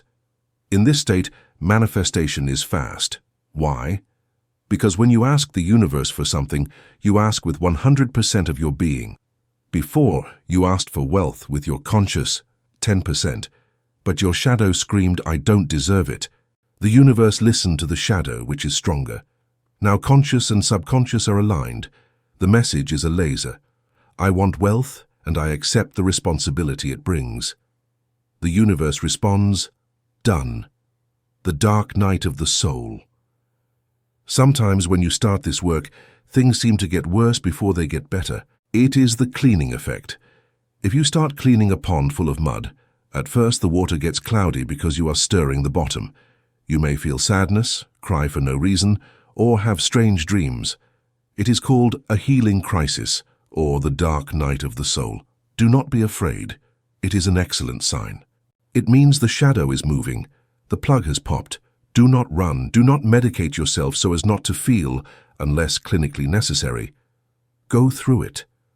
Winston Churchill said, "If you are going through hell, keep walking. On the other side of that darkness is your total freedom. Your gold version is there. Your gold." Holy, whole, and health. The word holy and the word whole and health come from the same etymological root. To be healthy is to be whole. Do not seek to be perfect. Perfection is an ideal of the neurotic ego. It is static and dead. Seek to be complete. Wholeness includes your scars, your mistakes, and your light. A complete human being is an orchestra, where all instruments play, from the deep and dark drums to the celestial violins. Only when they all play together can you perform the symphony of life. Law 9. Dopamine fasting and silence. Clearing the noise to boost the signal. Imagine you have the most sophisticated radio equipment in the world, a solid gold antenna, state-of-the-art amplifiers, and diamond speakers. Your goal is to tune into the abundance frequency, a station that broadcasts celestial music, million-dollar ideas, and absolute peace. You turn the equipment on, but instead of music, the only thing coming out of the speakers is an infernal noise. Krazazas, T-krazaz, static, interference, deafening white noise. Is the equipment broken? No. Your equipment, your brain and your body, works perfectly. The problem is that there are too many signals entering at once. You are catching the signal of abundance, yes, but you are also catching the news signal, the neighbor's gossip signal, the signal of 1,000 Instagram ads, the signal of the sugar in your blood, and the signal of collective fear. The result of mixing all those frequencies is not a symphony. It is noise. And in the midst of the noise, the signal of your intuition and the voice of God become inaudible. Welcome to the law of dopamine fasting and silence. We live in the noisiest era in human history. I'm not just talking about decibels. I'm talking about informative, visual, and chemical noise. Your brain is being bombarded by more stimuli in a single day than a peasant in the Middle Ages received in his entire life. This constant bombardment has a devastating vibratory cost. It disconnects you from yourself. If you cannot be in silence, you cannot hear your own vibration. And if you cannot hear it, you cannot tune it. In this chapter, we are going to do something radical. We are going to turn off the world. We are going to learn how to detoxify your brain from the most addictive drug of the 21st century, cheap dopamine. We are going to clean the channel so that the signal of your success can be heard loud and clear. The neuroscience of the zombie, the dopamine loop. To understand why you feel stuck, anxious, and with brain fog, you must understand how your reward system works. Your brain produces a neurotransmitter called dopamine. Popular culture believes dopamine is the molecule of pleasure. This is false. Dopamine is the molecule of desire and anticipation. It is the molecule of more. Its evolutionary function was to make you search for food and a mate. When you saw a fruit, Dopamine rose to motivate you to grab it. When you ate it, dopamine dropped, and you felt satisfaction, serotonin, endorphins. But the modern world has hacked this system. Social networks, video games, pornography, processed sugar, and breaking news are super stimuli. They are designed by behavioral engineers to trigger artificially high and fast dopamine spikes. When you receive a like, you have a spike. When you scroll and see a new video, you have a spike. The problem is homeostasis, balance. Your brain, seeing itself flooded with so much dopamine, panics and says, "It's too much, we're going to burn out." To protect itself, it shuts down dopamine receptors. It reduces your sensitivity. This creates a phenomenon called tolerance. Now, the normal things of life, reading a book, taking a walk, talking to a friend, working on your project, seem boring to you. Terribly boring. Why? Because they don't give you the hit of dopamine to which you have become addicted. You have become a vibratory junkie. You need stronger and stronger stimuli just to feel normal. Vibrationally, this anchors you at the level of desire, anxiety, 125, and apathy, 50. You live in a state of perpetual lack, seeking the next external dose. An addict cannot be a master of vibration because an addict has no sovereignty. They are a slave to their substance, in this case, distraction. Noise kills, manifestation. The law of vibration requires focus and clarity. To manifest something, law 2, you have to hold a coherent image and emotion long enough. But if your mind is a monkey jumping from vine to vine, from TikTok to WhatsApp, from WhatsApp to YouTube, your signal is an incoherent scribble. The universe receives this. I want to be Rye. Look at a cat. I'm afraid of war. I'm so hungry. Look at this dance. I want to be Rye. The signal is constantly cut off. Noise fragments your energy, and fragmented energy has no power of creation. It is like trying to cut steel with a laser that flickers and moves. You cut nothing. To reclaim your power, you have to reclaim your attention. And to reclaim it, you must detoxify. What is dopamine fasting? Dopamine fasting is not about stopping your enjoyment of life. It is the opposite. It is about stopping the anesthesia so you can feel the real taste of life again. It consists of deliberately eliminating, for a period of time, 24 hours for example, all artificial and high-reward stimuli. The rules of the fast, monk mode, for 24 hours. 0 screens, mobile off, TV off, computer off. Notify your family beforehand.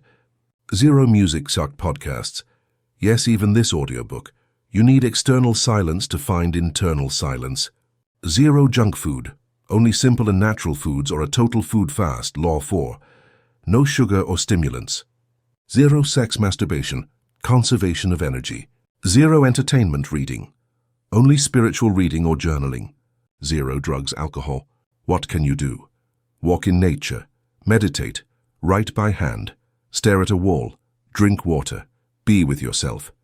The desert crossing, withdrawal syndrome. I warn you, the first 4 to 6 hours will be hell. Your brain will start to scream. You will feel the itch. You will feel boredom, irritability, anxiety. Your hand will reach for the phantom phone in your pocket. Your mind will tell you, this is stupid. You are productive. You should be working. Just one look at email. Do not yield. That pain is the proof that you were sick. It is the fever of detoxification. Your brain is recalibrating its receptors. By not receiving cheap dopamine, it begins to reopen the closed receptors. It begins to become sensitive again. If you endure the desert crossing, you will reach the oasis. Toward the evening or the next day, the miracle will occur. Suddenly the boredom disappears and is replaced by a deep peace. You look at a tree and it seems like the most beautiful thing you have ever seen. The colors are brighter. You eat an apple and it tastes like glory. You write in your journal and the ideas flow like a torrent. You have reset your baseline. Your vibration rises from 125, anxiety, to 250, neutrality, and then to 540, subtle joy. You have reclaimed control. You no longer need the world to be well. You are well because you are. The magic of boredom. We have demonized boredom. We treat it as a disease. If we are in an elevator for 30 seconds, we pull out the phone. If we wait at a traffic light, we pull out the phone. We don't leave even a crack of silence. But boredom is sacred. Boredom is the threshold of creativity. When the brain is bored with external stimuli, it is forced to look inward. It activates the default mode network. It is in this state where disparate ideas connect. It is where Einstein visualized. It is where Mozart heard music. If you are never bored, you will never have an original idea. You will only recycle the thoughts of others. The law of the fast invites you to embrace boredom until it transforms into creation. Blaise Pascal, the great mathematician, said, "All of man's misfortunes come from his inability to sit quietly and alone in a room. Learn to sit alone. There you will find God." Silence, the frequency of truth. Silence is not the absence of sound. Silence is a presence, it is a substance. Noise is distorted vibration. Silence is pure vibration and potential. It is the white canvas before the painting. All the answers you have been seeking outside are already within you. Your higher self, or the quantum field, is transmitting the solution to your problems to you 24 hours a day. But the signal is subtle. It is, as the Bible says, a still, small voice. The noise of the world is a megaphone shouting fear. If you don't turn off the megaphone, you cannot hear the whisper. When you practice silence, not speaking, not listening, you sharpen your spiritual ear. You begin to develop intuition. Intuition does not fail. It is non-local information, outside of time. Intuition tells you, do not sign that contract or call that person now. Following that voice is the shortcut to success. But to hear it, you have to lower the volume of the ego and the world. Theta brainwaves, the state of the genius. Scientifically, stimulus fasting and meditation change your brainwaves. You go from high beta, stress, survival, cortisol, to alpha, relaxation, learning, and finally to theta. Theta is the state of waking dreams, hypnosis, subconscious connection. In beta, you are in the material world, fighting. In theta, you are in the quantum world, creating. Thomas Edison used a technique to access this state. He sat with metal balls in his hand. When he fell asleep, the balls fell and woke him. In that intermediate state, theta, he captured his inventions. You cannot access theta if you are scrolling on Instagram. You need deep calm. Silence allows you to operate from theta with your eyes open. You become a conscious magician. The maintenance protocol. Daily hygiene. You cannot live in eternal dopamine fasting. You have to work, use technology. But you need a maintenance routine to avoid getting intoxicated again. The sacred hour. The first hour of the morning and the last of the night are screen-free zones, mobile forbidden. It is your connection time. If the first thing you do is look at your phone, you hand your vibration over to the world before leaving bed. You start the day in reactive mode. 2. Deep focus blocks. Work for 90 minutes without internet, with your mobile in another room. You will produce more than in 8 hours of distraction. Walk without headphones. When you go from one place to another, don't always play music or podcasts. Let your brain process. Listen to the birds.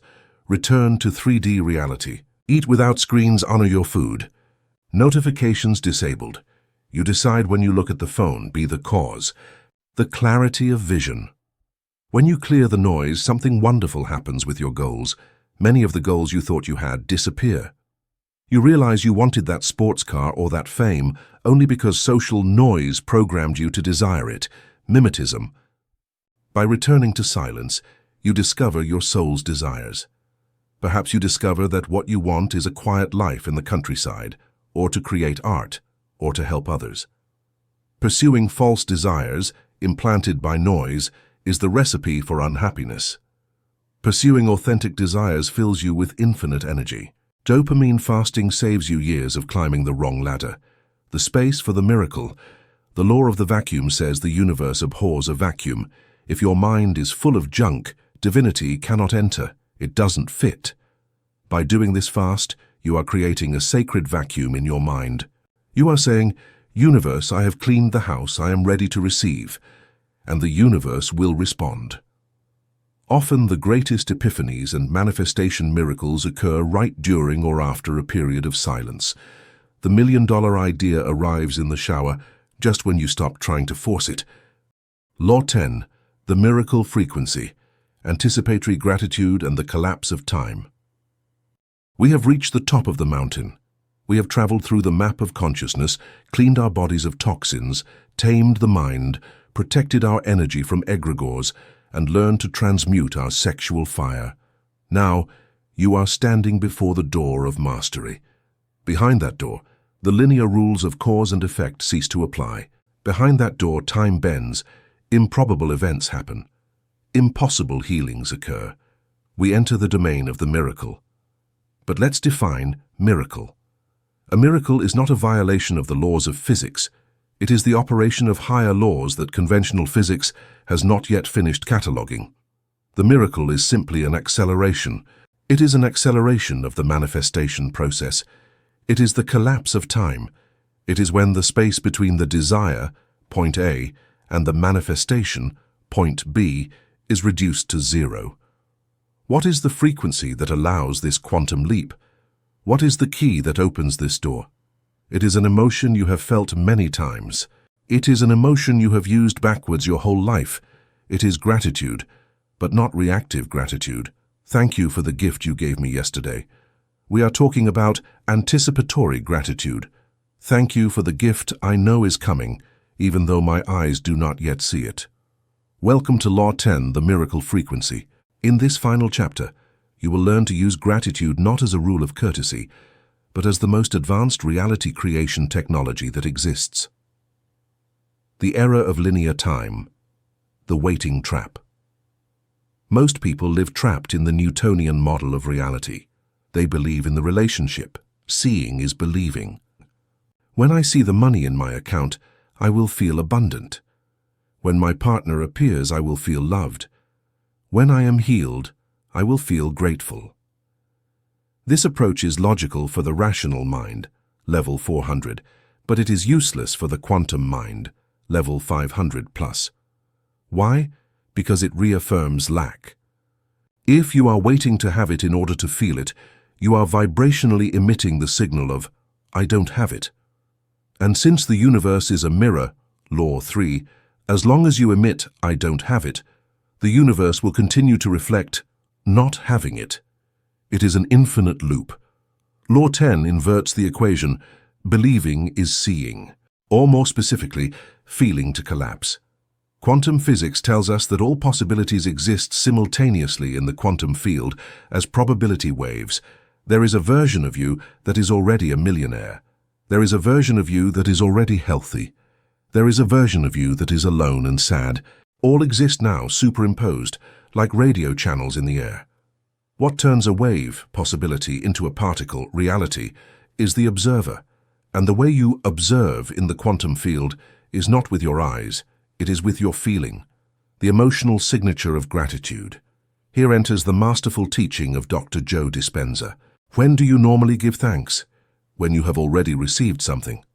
Therefore, for your body and your subconscious mind, the emotion of gratitude is the biological signature that the event has already occurred. Your logical mind knows the Ferrari is not in the garage, but if you manage to generate it, things change. If you manage to generate in your heart the same intense and visceral gratitude you would feel if the Ferrari were there, your subconscious does not know the difference. Your body begins to release the chemistry of abundance now, and in that moment, you send a signal to the quantum field that says, the event already happened. The universe does not understand linear time, past, future. It only understands vibration. If you vibrate in, thank you, it already happened, the universe is forced, by the law of coherence, to bring that experience into your present reality to match your vibration. The universe must fill the account to match the feeling. Anticipatory gratitude is the magnet that drags the future into the present. The master example, the tomb of Lazarus. Let's look at one of the great masters of vibration in history, Jesus of Nazareth. Regardless of your religious beliefs, analyze his miracles as acts of energetic engineering. When he went to raise Lazarus, he stood before the tomb, Where there was a foul-smelling corpse, the negative physical reality. What did he do? Did he ask? Did he beg? Did he say, "Please God, if possible, do it"? No. That would have been vibrating in doubt and lack. He said, "Father, I thank thee that thou hast heard me. He gave thanks before the dead man came out. He took the result for granted. He decreed the end before the beginning. And then he ordered, "Lazarus, come forth." That is the miracle frequency. It is the absolute certainty, sealed with gratitude, that the request has already been granted in the spiritual plane. It is only a matter of time before it manifests in the physical. If you pray by asking, "Please give me," you are vibrating in fear.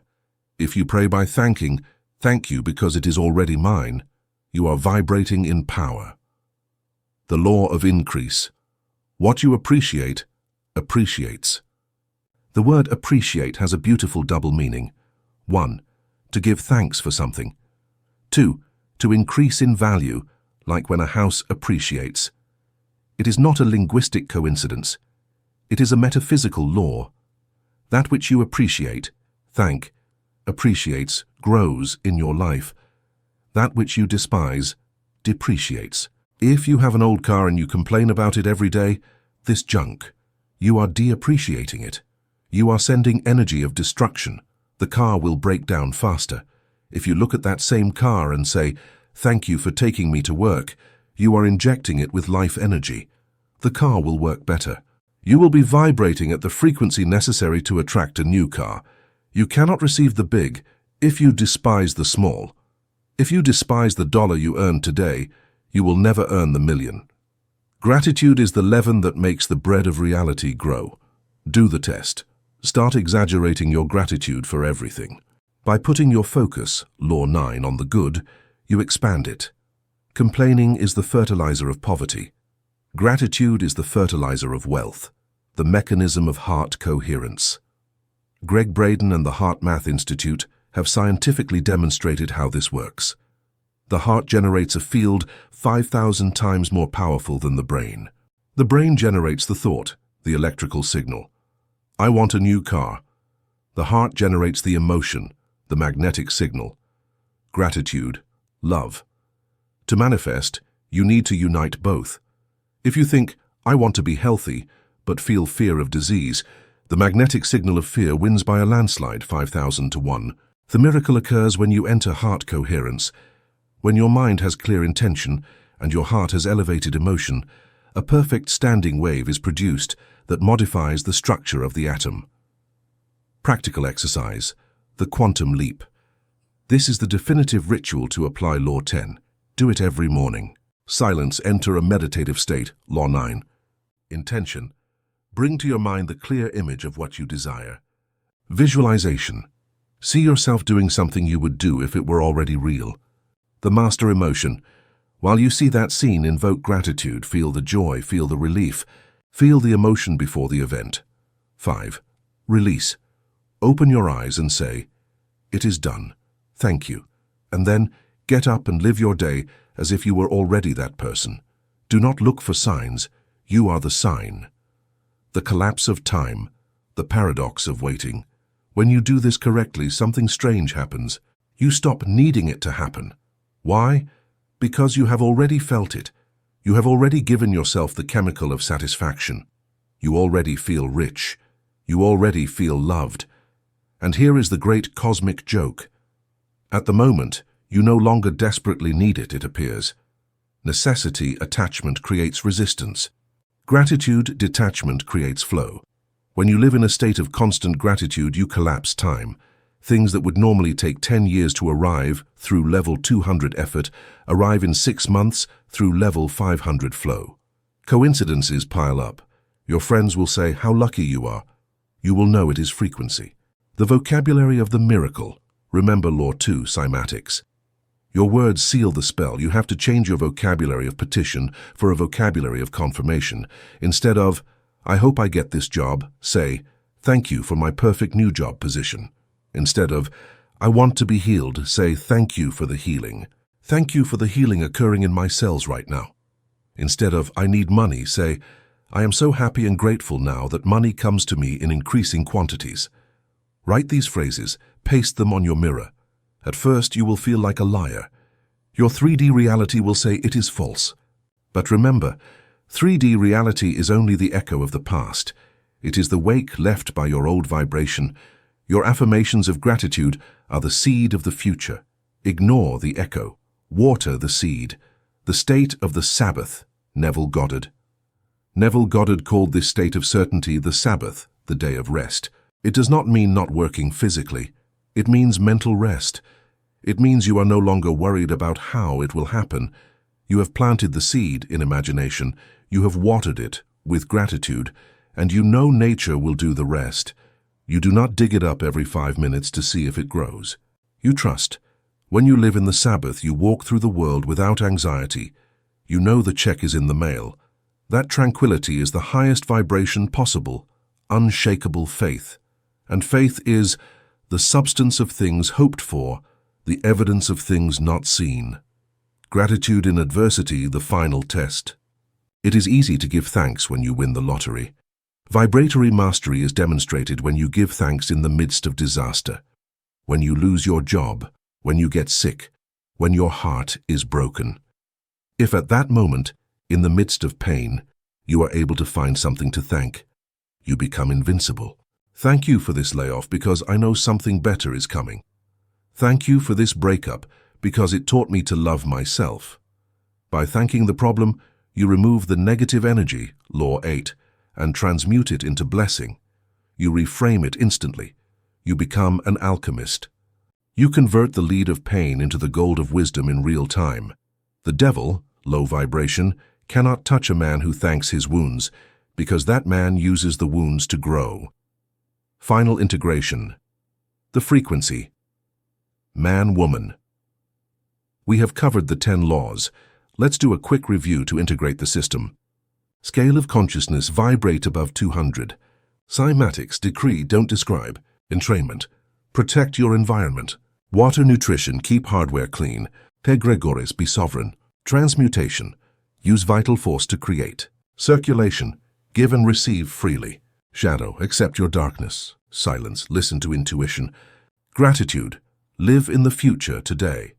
When you apply all this, you cease to be a normal person. You become a master of frequency. You no longer struggle for life. You dance with it. Things do not cost you effort. You enter a room and the atmosphere changes. You touch a project and it flourishes. You speak and people listen. It is not magic. It is applied spiritual technology. You have tuned your instrument with the orchestra of the universe. Welcome to your new reality. Conclusion, God's tuning fork. The intellectual journey has ended. At this precise moment, as my words fade into silence, you find yourself at the most important threshold of your life.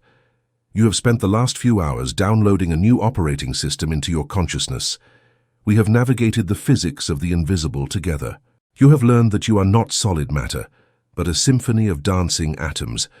You have discovered the Hawkins map, and you know that fear is just a low frequency that you can tune in or tune out. You have understood that your words are legislative decrees, that your internal water records your emotions. You know that your environment drags you down if you are not firm, and that your sexual energy is the fuel of the gods.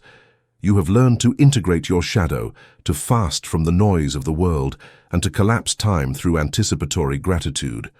You have the keys, you have the codes, you have the theory.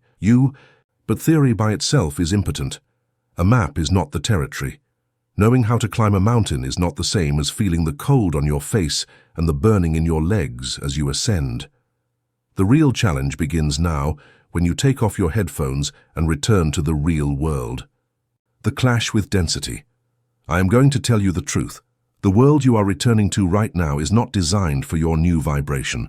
The normal world is dense, it is sticky, it is noisy. You're going to go out into the street and encounter traffic jams, news of crises, complaining relatives, and cynical friends. You will encounter an economic system based on scarcity and fear. You are going to feel the collective gravity. Those egregores we talked about will try to reclaim you. They will try to drag you back to level 100, fear, or 150, anger, because that is the statistical normality of planet Earth at this moment. You will feel friction. Your new frequency, 500, love possibility, will clash against the old frequency of the environment. And in that moment of impact, you will have to make the decision that will define the rest of your destiny. You will have to choose between two archetypal roles.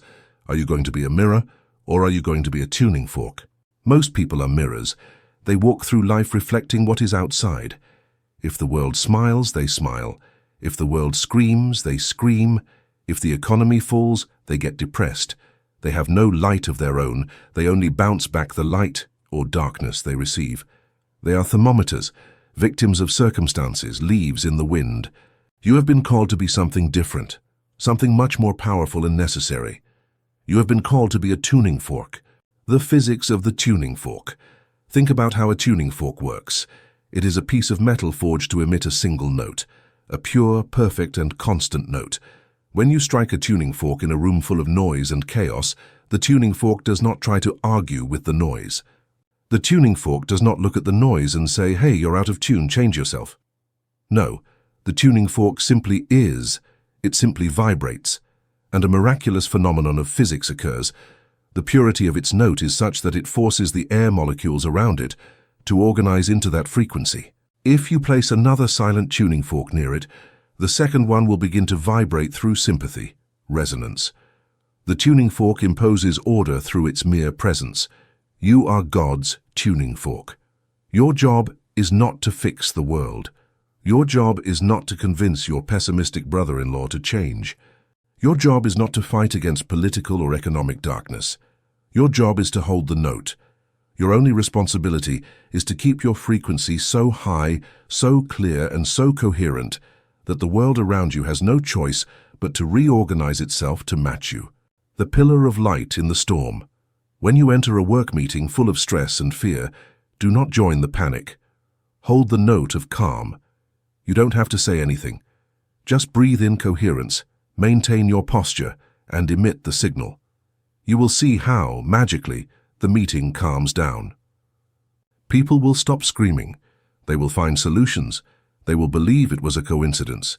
You will know it was entrainment. You were the anchor. When your family is fighting, do not get into the mud. Hold the note of love.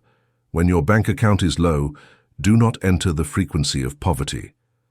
Hold the note of gratitude and abundance. This requires titanic courage. It is easy to vibrate high in a monastery. The difficult part, the true mastery, is to vibrate high in hell. But that is why you are here. You are an energy transformer. Your body is an alchemical machine. You are designed to take the lead of the world, process it in your heart, and return it as gold. The promise of the universe. If you dare to live like this, if you dare to be the tuning fork, I make you a promise based on immutable laws. Your life will become a work of art. You will not have to chase things. Remember, the tuning fork does not chase the music, it is the music. Money will find you because abundance seeks high-energy structures where it can flow. Love will find you because light attracts light. Health will be your natural state because your cells will remember their sacred geometry. You will stop using force and start exercising power. But beyond what you obtain, what matters is who you become. You become a healing node for the human network. Dr. Hawkins taught us that a single individual vibrating at the level of love, 500, counteracts the negativity of 750,000 people. Think about it. Your inner work, your meditation, your dopamine fasting, your sexual transmutation, it is not just for you. It is a public service. When you heal your lineage backward, your ancestors, and forward, your children. When you raise your frequency, you make it a little easier for your neighbor to raise theirs, because you have lightened the load of the collective field. You are an acupuncturist of planetary consciousness. Where you are, energy flows better. The final vow. Do not close this audiobook as one closes a fiction novel. This is not entertainment. This is initiation. Today you have been handed the instruction manual of reality. You can no longer say, "I didn't know." Ignorance is no longer an excuse. Now you are responsible for your vibration. If your life is going poorly, you can no longer look outside and blame the government, your boss, or your partner. You have to look inside and ask, what signal am I emitting for the universe to return this to me? And you have the power to change the dial, instantly. I invite you to make a silent vow with me right now, in the sanctuary of your mind. I promise before myself and before the universe that I will protect my vibration as my most sacred treasure. I promise that I will not be a mirror of chaos, but an emitter of light. I promise that when I fall, and I will not stay on the ground. I will remember who I am, I will recalibrate my energy, and I will rise again. I accept my power. I accept my responsibility. I accept my divinity. The music of the spheres. Go out there. The world is dark and needs lighthouses. Not lighthouses that preach, but lighthouses that shine. Do not tell them what you know. Show them who you are. Let your presence be so magnetic, so peaceful, and so powerful that people wonder what secret you keep. And your secret will be simple. You have stopped playing the music of fear and have started playing the music of creation. Remember, the universe is not outside of you. You are not in the universe. The universe is in you. You are the drop, but you are also the ocean. You are the instrument, but you are also the musician. You are the prayer, but you are also the answer. Tune your instrument. Breathe deeply. Feel the vibration in your hands, in your chest, in your throat. Feel the I am. And now, make it sound. May your life be the most beautiful song ever sung.